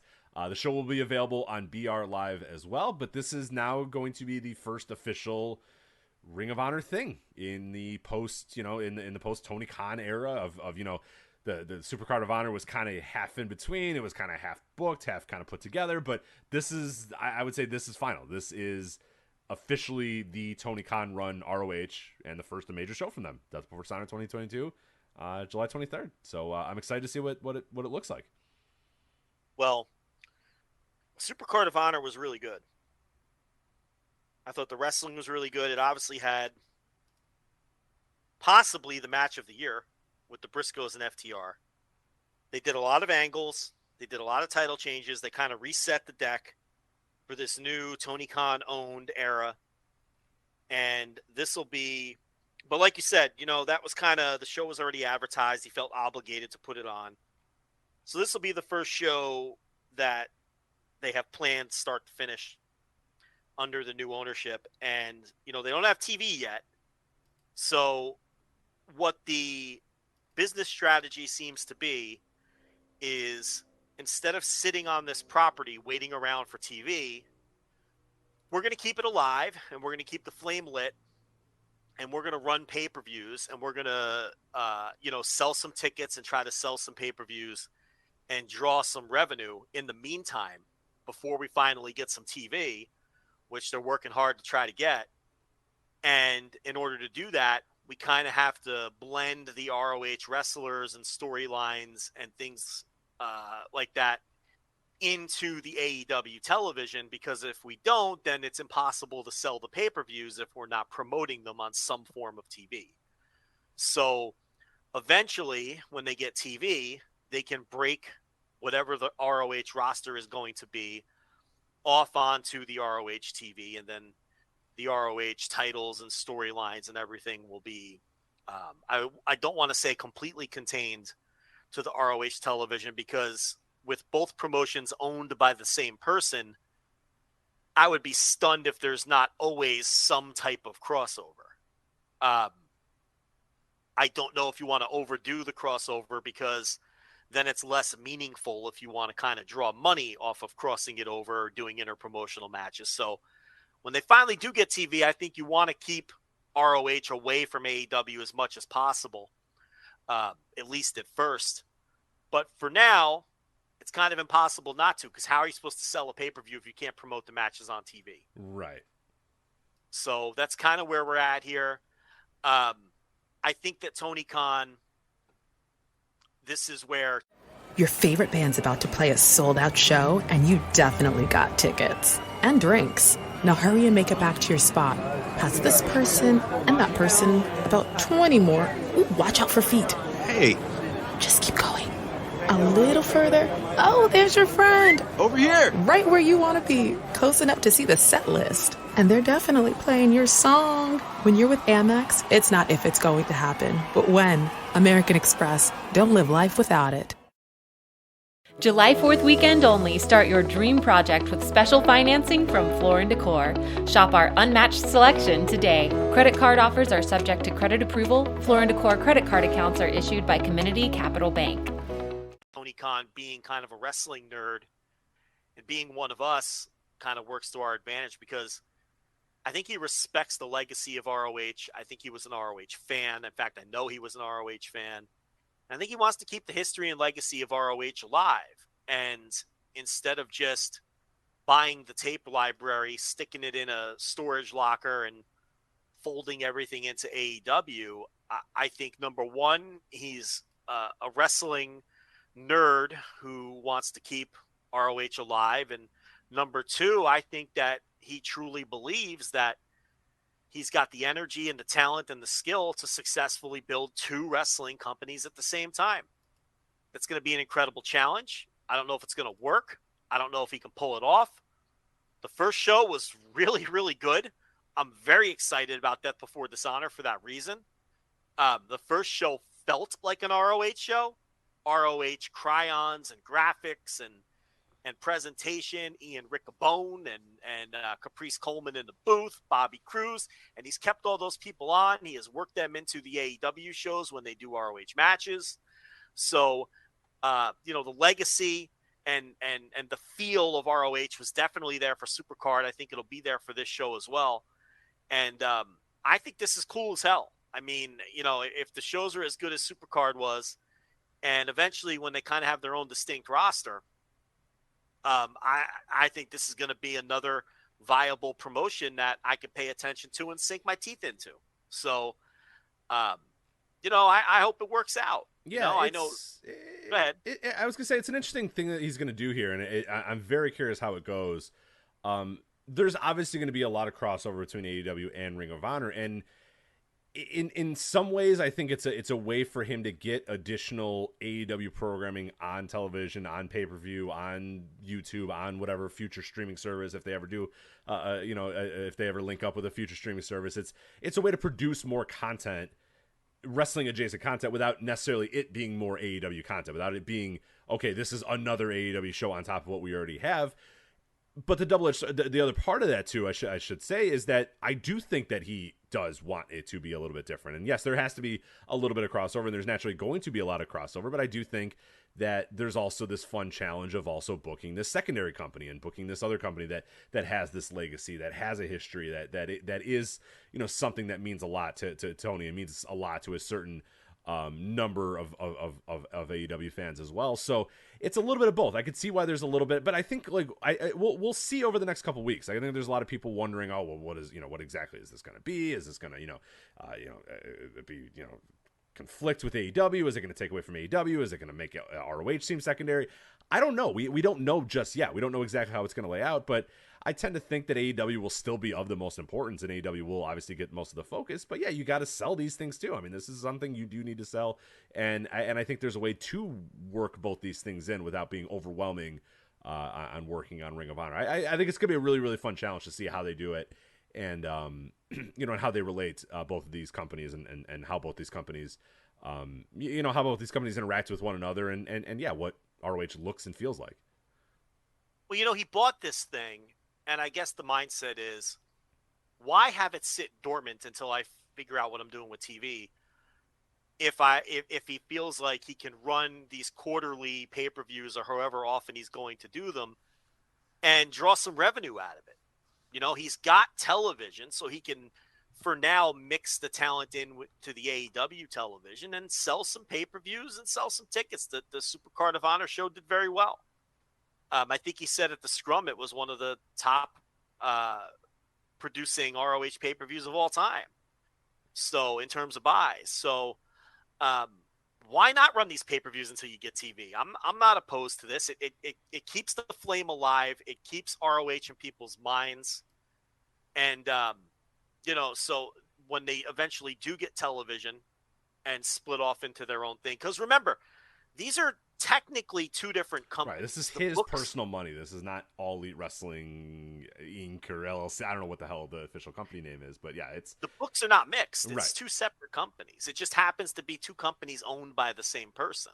So when he does eventually split them off, instead of just what he decided to do was, instead of just bringing ROH back out of nowhere when he gets TV, is to keep ROH alive, to at least keep the burner on until they get TV and keep it front and center in people's minds and start getting the wrestlers and the stories over, so that when you get TV, you hit the ground running. You already have Satnam Singh and Jay Lethal and Sanjay feuding with Samoa Joe. You already have your champions established. You already have things going on. So when the first episode of ROH TV is on whatever network it's going to be on, you're already coming in. It's not a blank slate. They don't have to start retelling stories. They did that already at Supercard of Honor, and they've done that already on the AEW TV. So, that's and honestly, it's probably the strategy that I also would have. I mean, why not run pay-per-views and make a little money off of it before the TV starts? I don't see any downside whatsoever. So the only downside you could possibly come up with is, how much of AEW's TV time are the ROH storylines going to take up, right? But AEW is not building their own pay-per-view yet. They're not doing that right now. So it's really not interfering in the builds to a Full Gear or a Revolution or whatever, because they just had a pay-per-view. That pay-per-view. So now this, couple of weeks here, they could devote a little bit of their TV time to building some of these ROH stories. I don't think it's going to do any damage. And it's at the end of the day, it's going to help draw money, because you're trying to sell AEW fans on this ROH pay-per-view.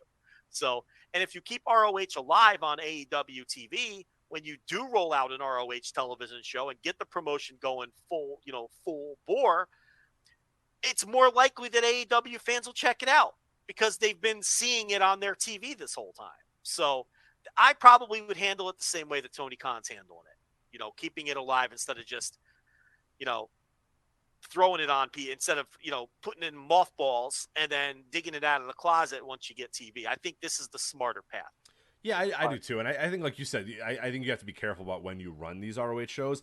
And July is the perfect time. You're in between AEW shows. Nothing super pressing is going on. And this might actually be a cure for that lull that people always bring up about the space in between AEW pay-per-views. I've never had any complaints with it. I'm perfectly fine with it. I like the fact that the pay-per-views are more quarterly, more spread out. But there is, I will also admit that there is also this weird lull that tends to happen in the middle of them, where it's just like, all right, we're kind of, we're getting a little long in the tooth here.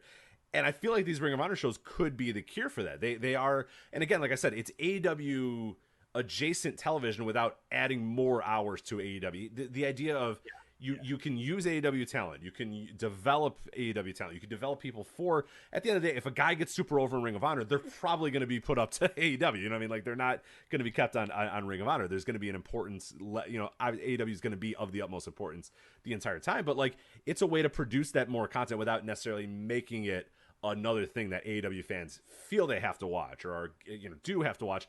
And they've done that with, there was a while where everybody watched every episode of Dark, and now only weirdos watch Dark. You know what I mean? Some people watch Dark, but yeah, you included. You're one of the weirdos. But like, and then Dark Elevation came, and people were like, oh, now I gotta watch another hour of no, you don't. You don't have to watch those. If you want to, they're provided for you and you can watch them, but they're not essential television.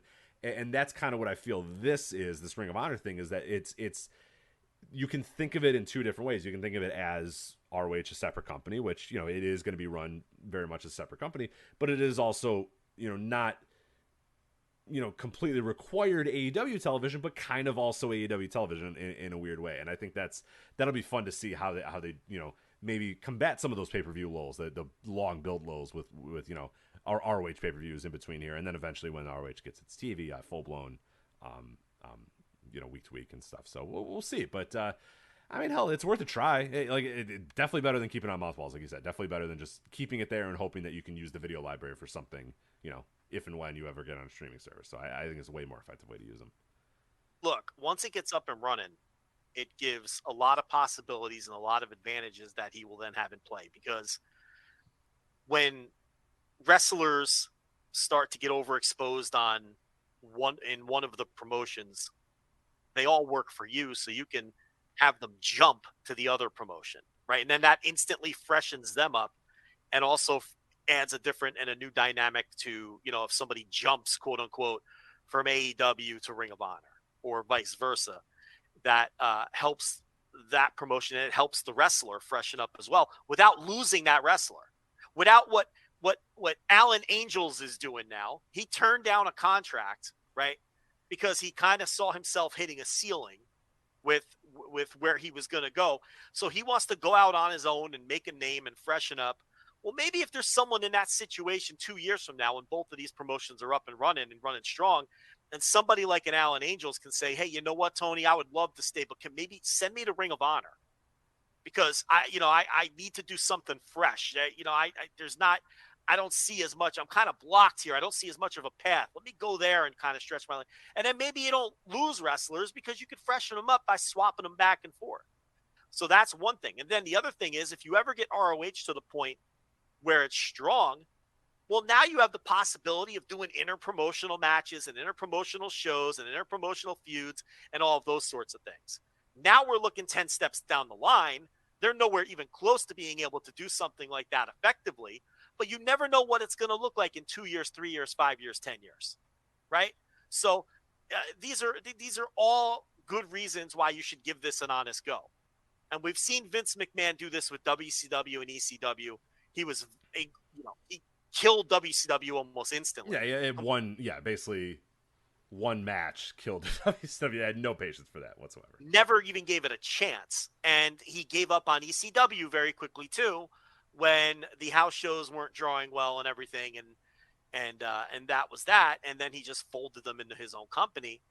But it's like, I think Tony Khan will be far more patient, because again, the difference between Tony Khan, Vince McMahon is always constantly just going to be looking at the bottom line, right? It's why Dave Meltzer keeps saying, why are you running these shows under the ROH banner instead of the AEW banner? Because you could make more money if you call them AEW shows. And that's 100% true. Yeah, he's not wrong. But Dave is thinking short term. Tony is thinking long term. Tony knows damn well he can't draw as much money with these ROH shows now by calling them ROH shows, but he's trying to build a second promotion, and these are the building blocks. Okay? It's sacrificing short term to build long term. And Vince McMahon was totally impatient and didn't want to see it through and didn't believe in those brands to begin with. He probably saw them as weak to start with because he beat them. It's a whole different mindset. Tony's a wrestling nerd, and he's going to keep ROH alive, right? At least me trying to get into his head. I feel like he's going to try to keep ROH alive and the legacy of ROH alive as long as he can. And I think he'd be willing to break even to do that. I think he'd be willing to lose a little money to do that. If it meant keeping ROH alive and satisfying his nerdy need to be the booker of these two different promotions and right. Be alive. Where Vince isn't interested in any of that. I'm not even saying Vince is wrong necessarily, although I think he should have been a little more patient. He could have handled both of those situations. Listen, that's a show for another day. That's an entire 3 hours. But, I look, here's all you need to know. When Tony bought ROH, and I remember that first media, it may have been the media scrum after Supercard of Honor, as a matter of fact, where somebody asked him, he had said, this is the last time you'll see us at WrestleMania weekend. I don't want to ride their coattails. All the reasons why you'll never see an AEW show at WrestleMania weekend, right? Because it makes you look like you're playing second fiddle to WWE. And then somebody in the room asked him, they said, yeah, but Tony, there's a lot of history with ROH at WrestleMania weekend. And I think ROH fans like that history of knowing they could come to WrestleMania weekend and see one of the biggest ROH shows of the year. And Tony actually reconsidered his stance after that person brought that up. And he said, you know what? I never looked at it that way. And you're right. And there is a lot of history at Ring of Honor at WrestleMania weekend. And maybe this is something I should reconsider. And maybe it wouldn't be the worst thing to keep running Supercard. So you could see that he has a soft spot for wrestling history and legacies and all of those things. And that's why I think even if Ring of Honor isn't a huge success, I think he'll keep it alive. Right. Now, Yeah, I think people do need to get used to the fact that, again, we always have to reiterate this. The guy's a giant wrestling nerd. He's us if we were millionaires. You know what I mean? If he was us, billionaires. He's us if we had like an unlimited access to money. And if I had unlimited access to money, I would probably buy dumb wrestling promotions too. Because, like, why not? You know, who cares? Like, that's what he loves. That's what he's most passionate about in his life. So when Ring of Honor, when the offer to buy Ring of Honor was there, and with all that it entails, and him having a lot of memories about Ring of Honor, he didn't want it to die. So if the idea was, hey, this thing will die or just kind of peter out, or I can buy it for what I think is a pretty fair value, then yeah, sure. And then, hey, you know what? I'll book it. And ultimately, if it's a complete disaster, it's a complete disaster. And if it doesn't work out, it doesn't work out. I mean, I fuck, I'll give him a try. I'll let him try it first before I immediately say that. But yeah, at the end of the day, like you said, it's not a bottom line X's and O's, profits and loss thing. It's a hey, this company and those letters mean a lot to me, and I don't want it to die, and I'm going to try to keep it alive the best I can. Yeah, and even CM Punk said, you know, he's glad that Vince McMahon didn't end up with it, because then the tapes just go in a storage locker and they don't do the right things with them.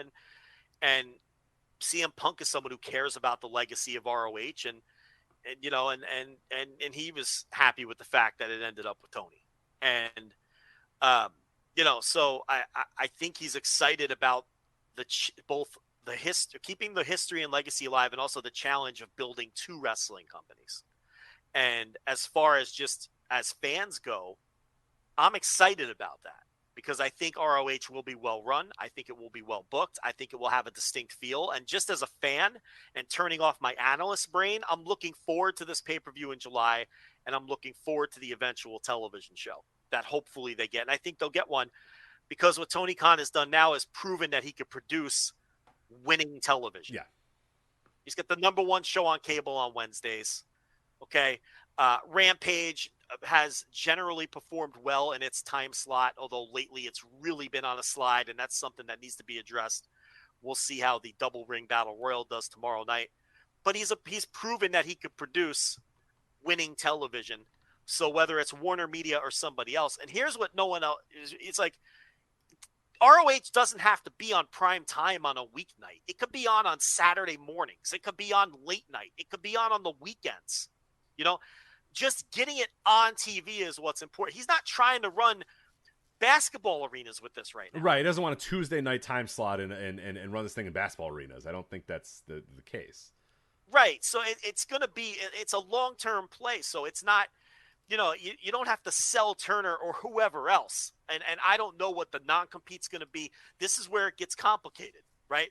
Because I'm not so sure Turner wants him running another wrestling promotion on fucking, you know, name another network on, you know. Right. That, yeah, like it could get a little uneasy in negotiations where they say, you know, let's say hypothetically that, you know, some NBC Universal property, whatever it may be, insert a random NBC Universal property, says, sure, yeah, we'll take this professional wrestling, we'll put it on our network on Saturday nights at 10 p.m. or whatever, and then, you know, Tony's going to be promoting that network and that show and that, you know, all those sort of things on, you know, Turner. That's definitely pretty, you know, that's weird, that's strange, yeah, that's not going to work out very well. But then there might also be a scenario where, you know, Tony presents this to the Turner guys and they go, we're not that interested, and then it puts them in a very weird spot of, okay, well, now do I, you know, ruffle some feathers. You might get their blessing.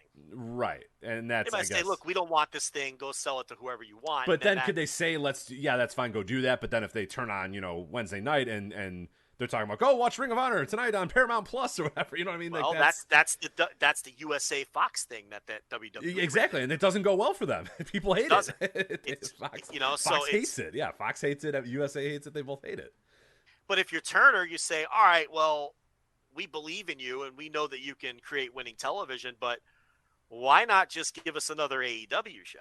Why are you giving us this thing that you have to reprove yourself all over again with? So I could see that from Turner's point of view in a negotiation. Like, all right, we trust you and AEW, we've established as a brand. Now we have this other thing. You know, they might, you know, so who knows?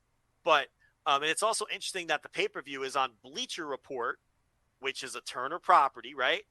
So it's like they're already in bed together with this. So you would think that a television deal might not be too far behind, or at least might not be impossible. I am correct that Turner still owns Bleacher Report, right? I mean, that yes. hasn't changed. Oh, yeah. As far as I know, unless they've shot it at some point, but no, I'm almost positive they still do.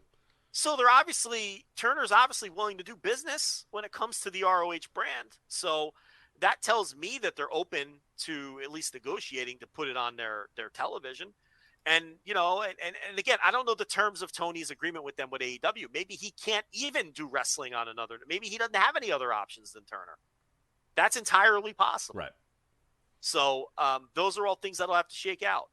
But, long term, would I be as excited about this if it's just Ring of Honor is this weird thing that's constantly on AEW television, never has its own infrastructure or television show or anything? No, that would be weird, right? That's just another collection of belts. At that point, you may as well rename them AEW titles. But I don't think that's going to be the case. I think eventually they're going to have their own television show, their own infrastructure, their own website, it's going to be it already is a separate company. So at that point, it will then just be a separate company. But you have all the advantages of having these two promotions that are sister promotions that can easily work with one another, the same way that Noah works with DDT. And, there's probably other examples historically too. So as long as you don't have a Nakajima knocking out the champion of the other promotion, you're in good shape. And it's a nice thing to have in your back pocket whenever you need to spark business, or, you always have this thing where it's like, we could do an interpromotional thing, or we can move one guy from one place to the other, or shift stars around. And, look, everyone seems to think they have this roster bloat and trouble getting everyone on TV. Well, once ROH rolls out, 25% of the roster is going to be transferred to Ring of Honor, and that solves a lot of that problem too. So, the one danger is it can't just be the young guys, because then people will see ROH as a development. Right. They'll see right through it. And it can't just be like full on cast. Like, I know that they're saving Samoa Joe for this part, but Samoa Joe can't just be a Ring of Honor guy. You know what I mean? Like, you can't just have some old dudes that go to Ring of Honor sometimes and never really actually appear on AEW. You know what I mean? Like, I think you have to. It's got to be a balance. There has to be some bona fide dudes on there every so often, in addition to all the young guys. I think you need real veteran stars on the ROH brand, or people are going to deem it developmental and secondary. And not just guys that are only there. Guys that are in, like, Jay Lethal might be like stuck there. That's not, you need more than that. You need, Christian to do a run for 3 months there. You need, Hangman to do a month run in our, you know what I mean? Like, you need some of that, I think, to help establish it a little bit more. And maybe it's not those exact names or whatever. Just I think you need a few of those guys. I think you need, but it also, if you do that, I think they have to be, when they're there, they have to be ROH guys. It can't be, here's Hangman Page from AEW. Yeah, right. Because then again, you're looking like little brother. And you also can't build it around Lee Johnson and Brock Anderson, because then you look like you're NXT. Right. It's going to be a delicate balance. It's going to be hard. You have to have real stars there with the young wrestlers that you want to get more ring time, that aren't getting the ring time in AEW. You have to, because otherwise you're never going to grow it. And after the initial novelty wears off, people are going to go, well, you know what? This is, Lee Moriarty is the world champ and there's no stars here. And it's clearly a developmental. So, no offense to Lee Moriarty, but, he's clearly not ready to be a top guy in a major league pro wrestling company is the point I'm making. So yeah, you do have to have some stars. I mean, guys that aren't really doing much that you feel like you can, but that you can move over to the other company. I mean, you're going to have to sacrifice some. I really think once they get it going, they have to move a major star to Ring of Honor, and they have to be an ROH wrestler. Yeah, I really do. No, I'm with you. Yeah, and it can't be Samoa Joe. It can't be Jay Lethal. It's got to be a dude. A major star. Right. Yeah. And they've got plenty, and they're going to have to sacrifice one if they're serious about establishing Ring of Honor. And look, like you're saying, they don't have to stay there for 5 years. They can do a 6-month run or a year run, and then you can bring them back to AEW. And at that time, they can help freshen AEW up. So I don't know. I think it's exciting. I like this, and I hope they get the TV sooner than later. And again, I don't even think it has to be like a great time slot. I really don't. I think they can get, if they can get on TV, I think really at this point, I think like a Saturday morning show, old school, or even something late night, I think that would work out fine. I think that would even feel, because again, you're not trying to fill basketball arenas here. You're not trying to fill Arthur Ashe Stadium yet. This is, this is the beginning stages, and you're already ahead of the game of where Sinclair was. I mean, Supercard of Honor did way better with Khan than it would have done under Sinclair. Right. So real quickly, two things. There was one other thing I wanted to talk about briefly, but we should get to this. WrestleNomics. Brandon Thurston just reported this. Forbidden Door generated about 127,000 worldwide pay-per-view buys across digital and traditional distributions, according to multiple people at AEW and New Japan who are familiar with the sales. Just over 7,000 of those sales happened on New Japan's streaming service, New Japan World. So after splitting pay-per-view revenues with various carriers, net revenue for the event will come to about $4.4 million, not including any sales from theater viewing or sponsors like DraftKings. So that puts Forbidden Door, co-promoted by AEW and New Japan, behind several of AEW's prior events. This is on the WrestleNomics Patreon, by the way. If you definitely, I think if you're interested in this segment that we're talking about right now, or interested in any of the business segments we talked about, definitely something you want to get involved with, the WrestleNomics Patreon. But I put Forbidden Door, co-promoted by AEW and New Japan, behind several AEW's prior events, including All Out, which was $5.6 million, All Out 2021, Double or Nothing 2022, about $5.1 million, and Revolution $4.7 million. That's Revolution 2022. So that's last Sunday's event would be on par or slightly more lucrative than the Full Gear 2021 event in November. So it slots in below some of the more recent AEW pay-per-views in terms of overall revenue, but better than Full Gear 2021 in November. Isn't this exactly what we predicted last week? Pretty much exactly what we predicted last week. Maybe we know what we're talking about. We did the bit in the beginning, but you were right there with me. This is exactly what we predicted last week. I think I said 120 to, I think I said 100 to 120 with one being closer to 120. 127 was the full number. I said it'll do worse than All Out and it'll do worse than Double or Nothing, but probably better than some of the other tertiary events, and it did. We said, if it did 80 or 90, like people were saying. Like Mike today, yeah. Oh, I don't know. This thing's going to struggle to... No. He said that'd be a failure. Yeah. Well, it didn't fail. I thought 100 was the floor for success, and we thought it could do over 100. This is exactly what we said last week. 127. I mean, that's a great number for this show. With everything you didn't have your main event. You lost all these guys to injury. You allegedly had the worst build under the sun, and they still did 127,000 pay-per-view buys. Come on. Put this thing in listen, you put this thing in a stadium next year, people are healthy, you get all the stars from New Japan, and then based on how great it was this year, this thing could do 150 plus next year easy. You get like Okada Punk on top or something. Put the dream matches together that we thought we were getting this year. Put it in a stadium. This thing will do 150 plus. Man, you people are lucky I didn't have this number before I did any of my audio today. I'm so glad this number just came like 10 minutes ago. You're lucky. I feel like re-recording it. I'm going to go re-edit the Thursday TV reviews. Like a real hacky edit job where I splice in the 127 number into my... No, I'm not touching that rant. People love that rant. I better just leave it alone. Maybe do an additional rant. Yeah, maybe tell Mike today he's dumb again. So they're calling that an all-time Lanza rant on the Thursday TV the reviews. People are calling it, yeah. So $5 Many people are calling it the best piece of audio ever created. So that's true. That's true. That's verifiable on our Discord. People love that rant today. But yeah, no, those are phenomenal numbers. When Khan said over 100, I was thinking, I probably did 110, 115, right? But 127, 7,000 in Japan. Remember, this aired at 5 in the morning on Monday morning in Japan. Right. So, just a massive success. And I guess that means we finish up the show right where we started. We're out of topics, right? Yes, I had one brief topic I wanted to talk about because we're approaching the 4th of July holiday. Joe, what do you think about fireworks? No, I'm kidding.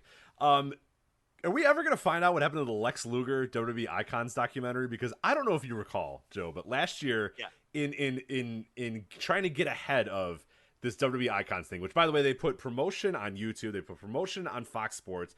They had Justin Barrasso write an article about it. They put it all over YouTube. They said premiering this weekend on Peacock is WWE Icons Lex Luger. And they were going to talk about the Lex Luger's career. They were going to talk about him slamming Yokozuna on the USS Intrepid and finally defeating Japan for the glory of the United States. They had all this promotion, and then on July 4th, when they said it was going to come, it never came. And now I did a show on flagshippatreon.com where I watched the entire, because they put it up on Peacock to get ready again on Peacock. They put the entire Stars and Stripes challenge on Peacock, and I watched every minute of it, and I reviewed it for flagshippatreon.com. It sucks. Don't watch it. It's like Scott Burrell and a bunch of terrible NFL guys, very poorly trying to body slam Yokozuna. Lex Luger gets off the helicopter. He body slams Yokozuna. USA wins in the end. USA. And then they just fucking never released it. And they said, oh, we're delaying it because we want to have a stronger lead-in. That was July 5th, 2021, man. Yeah. We haven't found this thing yet. What the fuck are we doing? That and the Vladimir documentary. Yeah, the Vlad doc. I know they were selling them to TV networks, but I don't know. I feel like a year later, are we getting the surprise? I want the WWE Icons Lex Luger.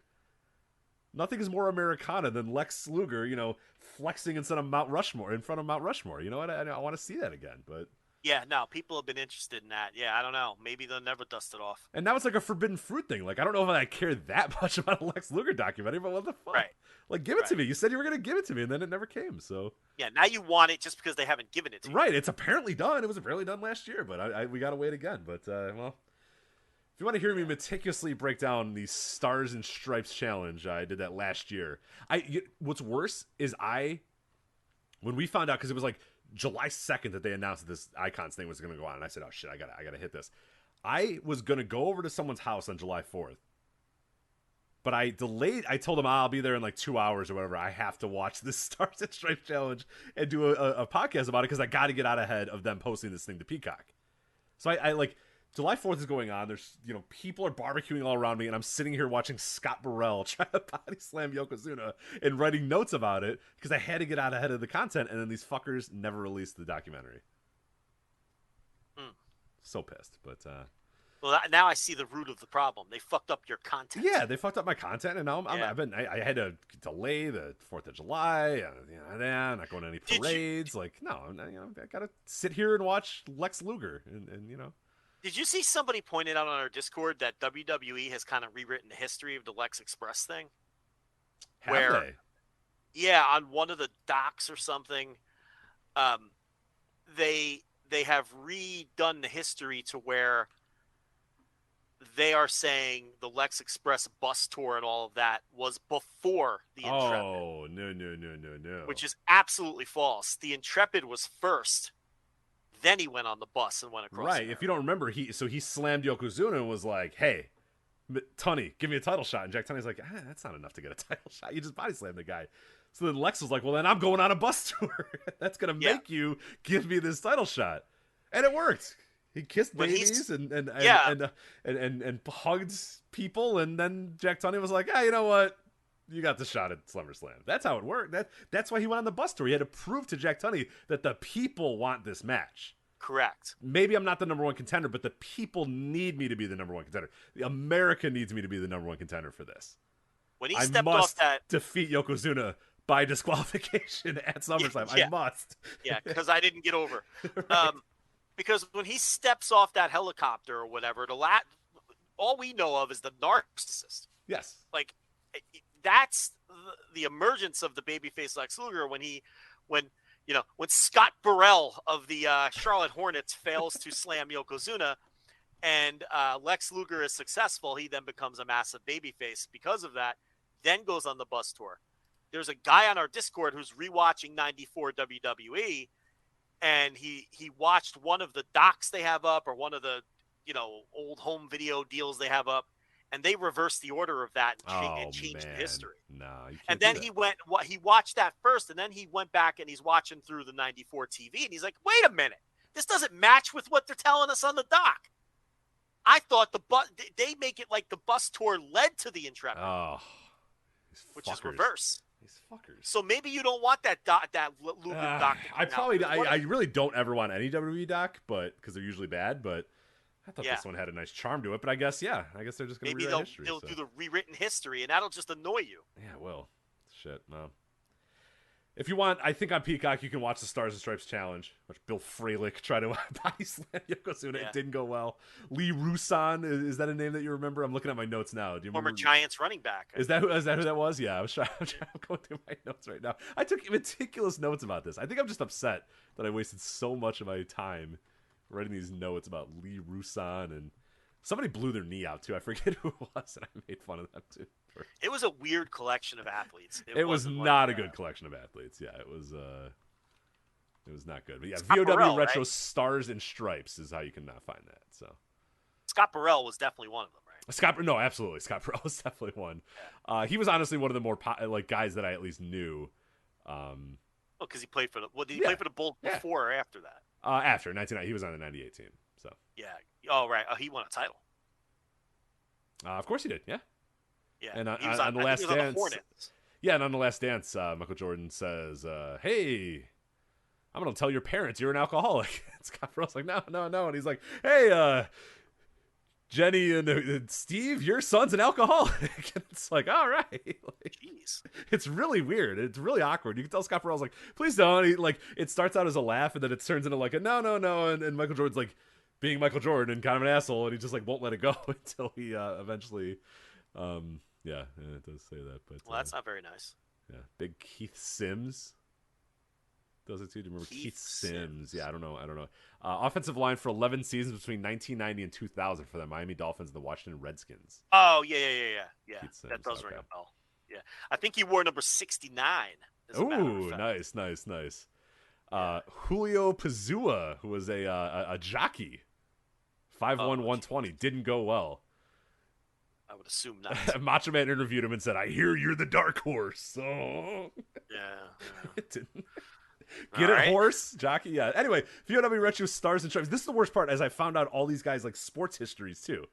So I'm sitting here on the 4th of July afternoon being like, I better find out all of Bill Fralick's awards. Like, I can't do this podcast without telling people about, Julio Pazua's Belmont Park history. So I gotta sit here and let you know what the races he won. But yeah, fucking yeah. Ridiculous. You know what? They basically got local guys because Lee Rusan played for the Giants. Scott Burrell went to UConn. The jockey runs at let's think about this. How many dudes are showing up the morning of July 4th to go to the USS Intrepid to do some wrestling thing? Yeah, not many people.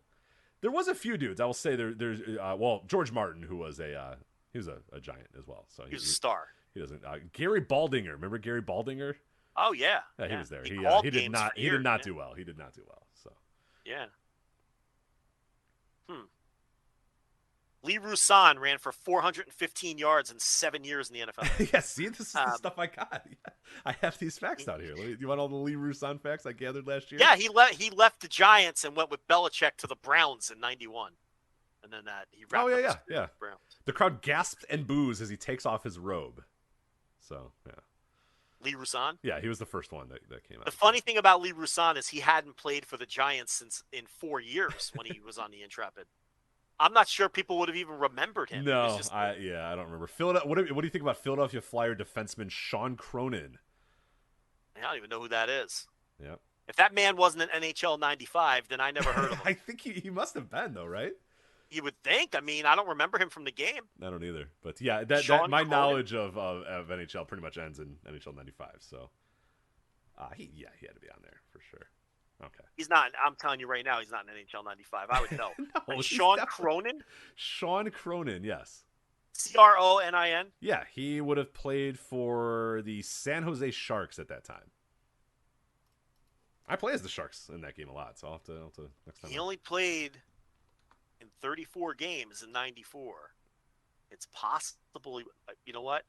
Let me go to my NHL 95 strategy guide here. You don't have to do that. We're overtime.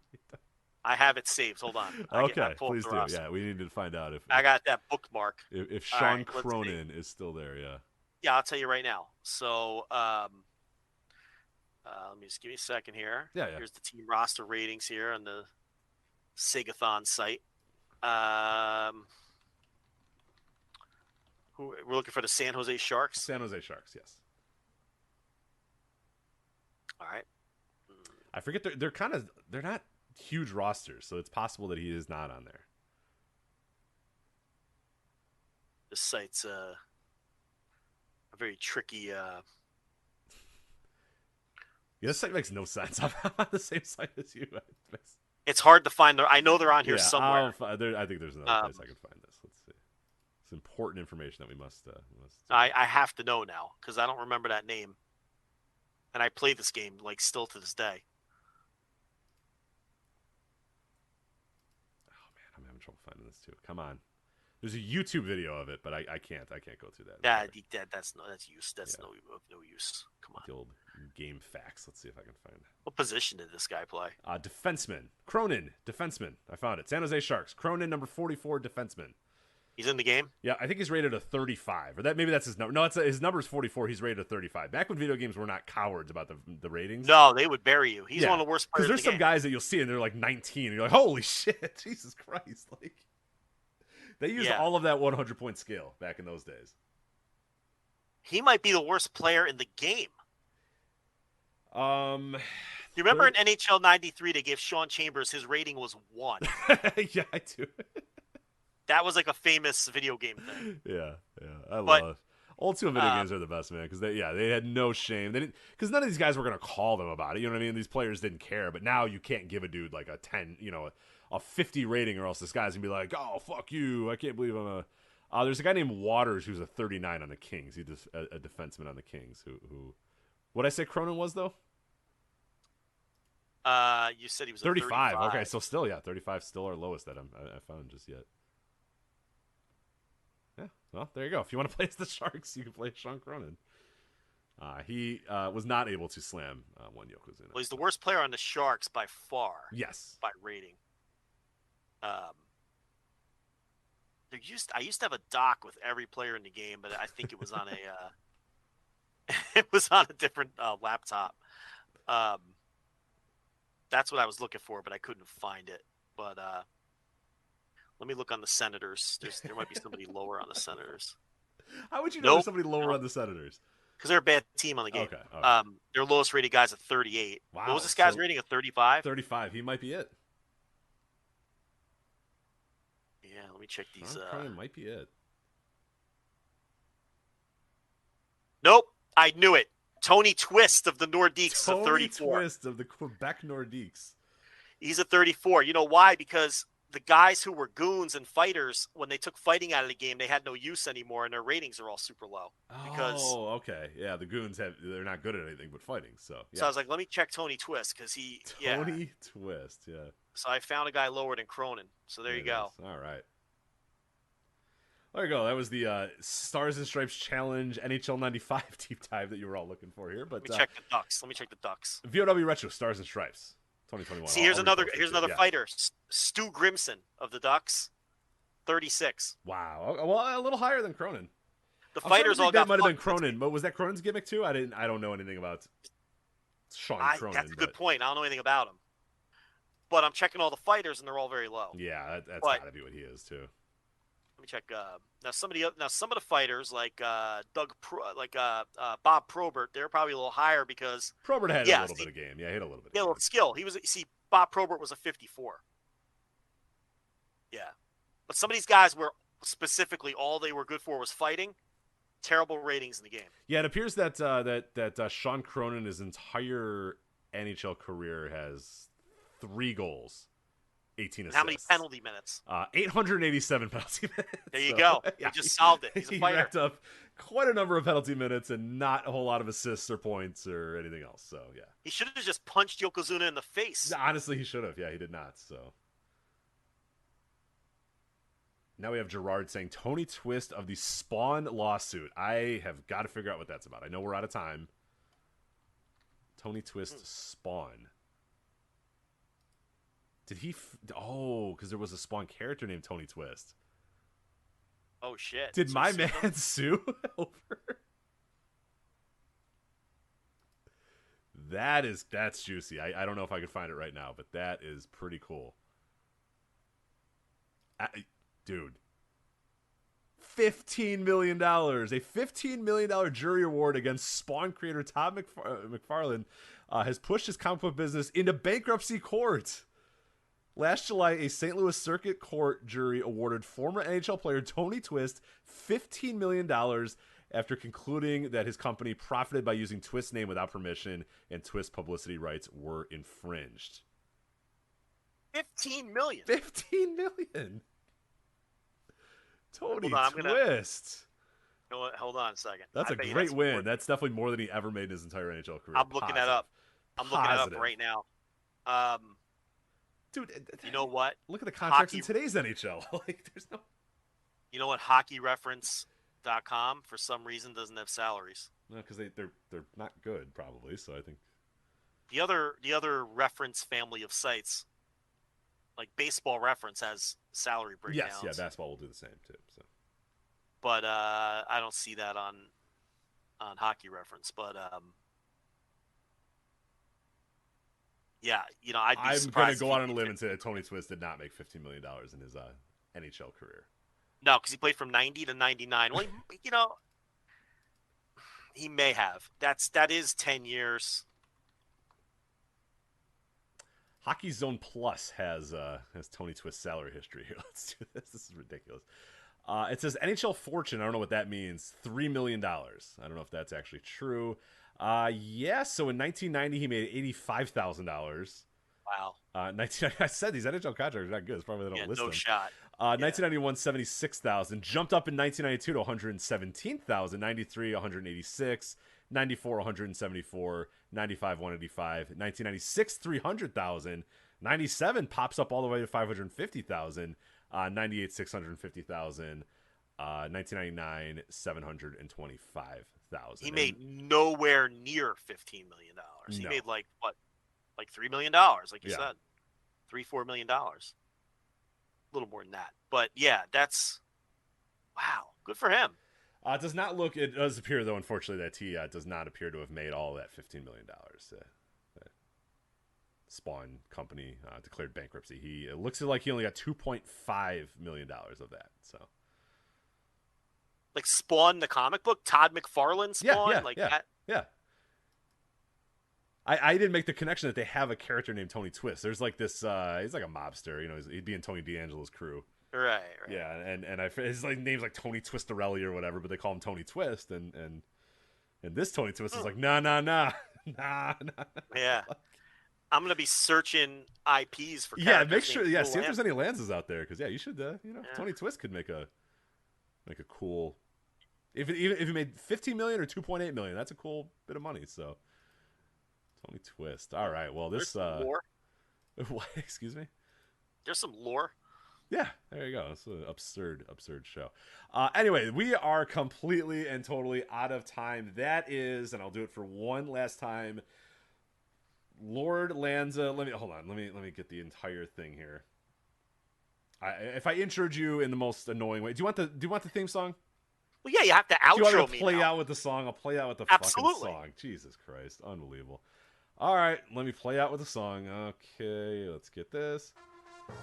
I want you to say, I am Rich Craich, and for his lordship, the Lord of Pay-Per-View Predictions, Lord Lanza, this has been the Flagship Podcast. All right, music is playing. I am Rich. That has been the Flagship Podcast. He, indeed. You botched. Okay, what was that? The Honorable, what was I supposed to call you again? Your Lordship. All right, I am Rich, and he is your Lordship. The accurate pay-per-view predictor, the Lord of pay-per-view predictions, Lord Lanza. And that has been the Flagship Podcast. We'll talk to you next time. Take care. Bye.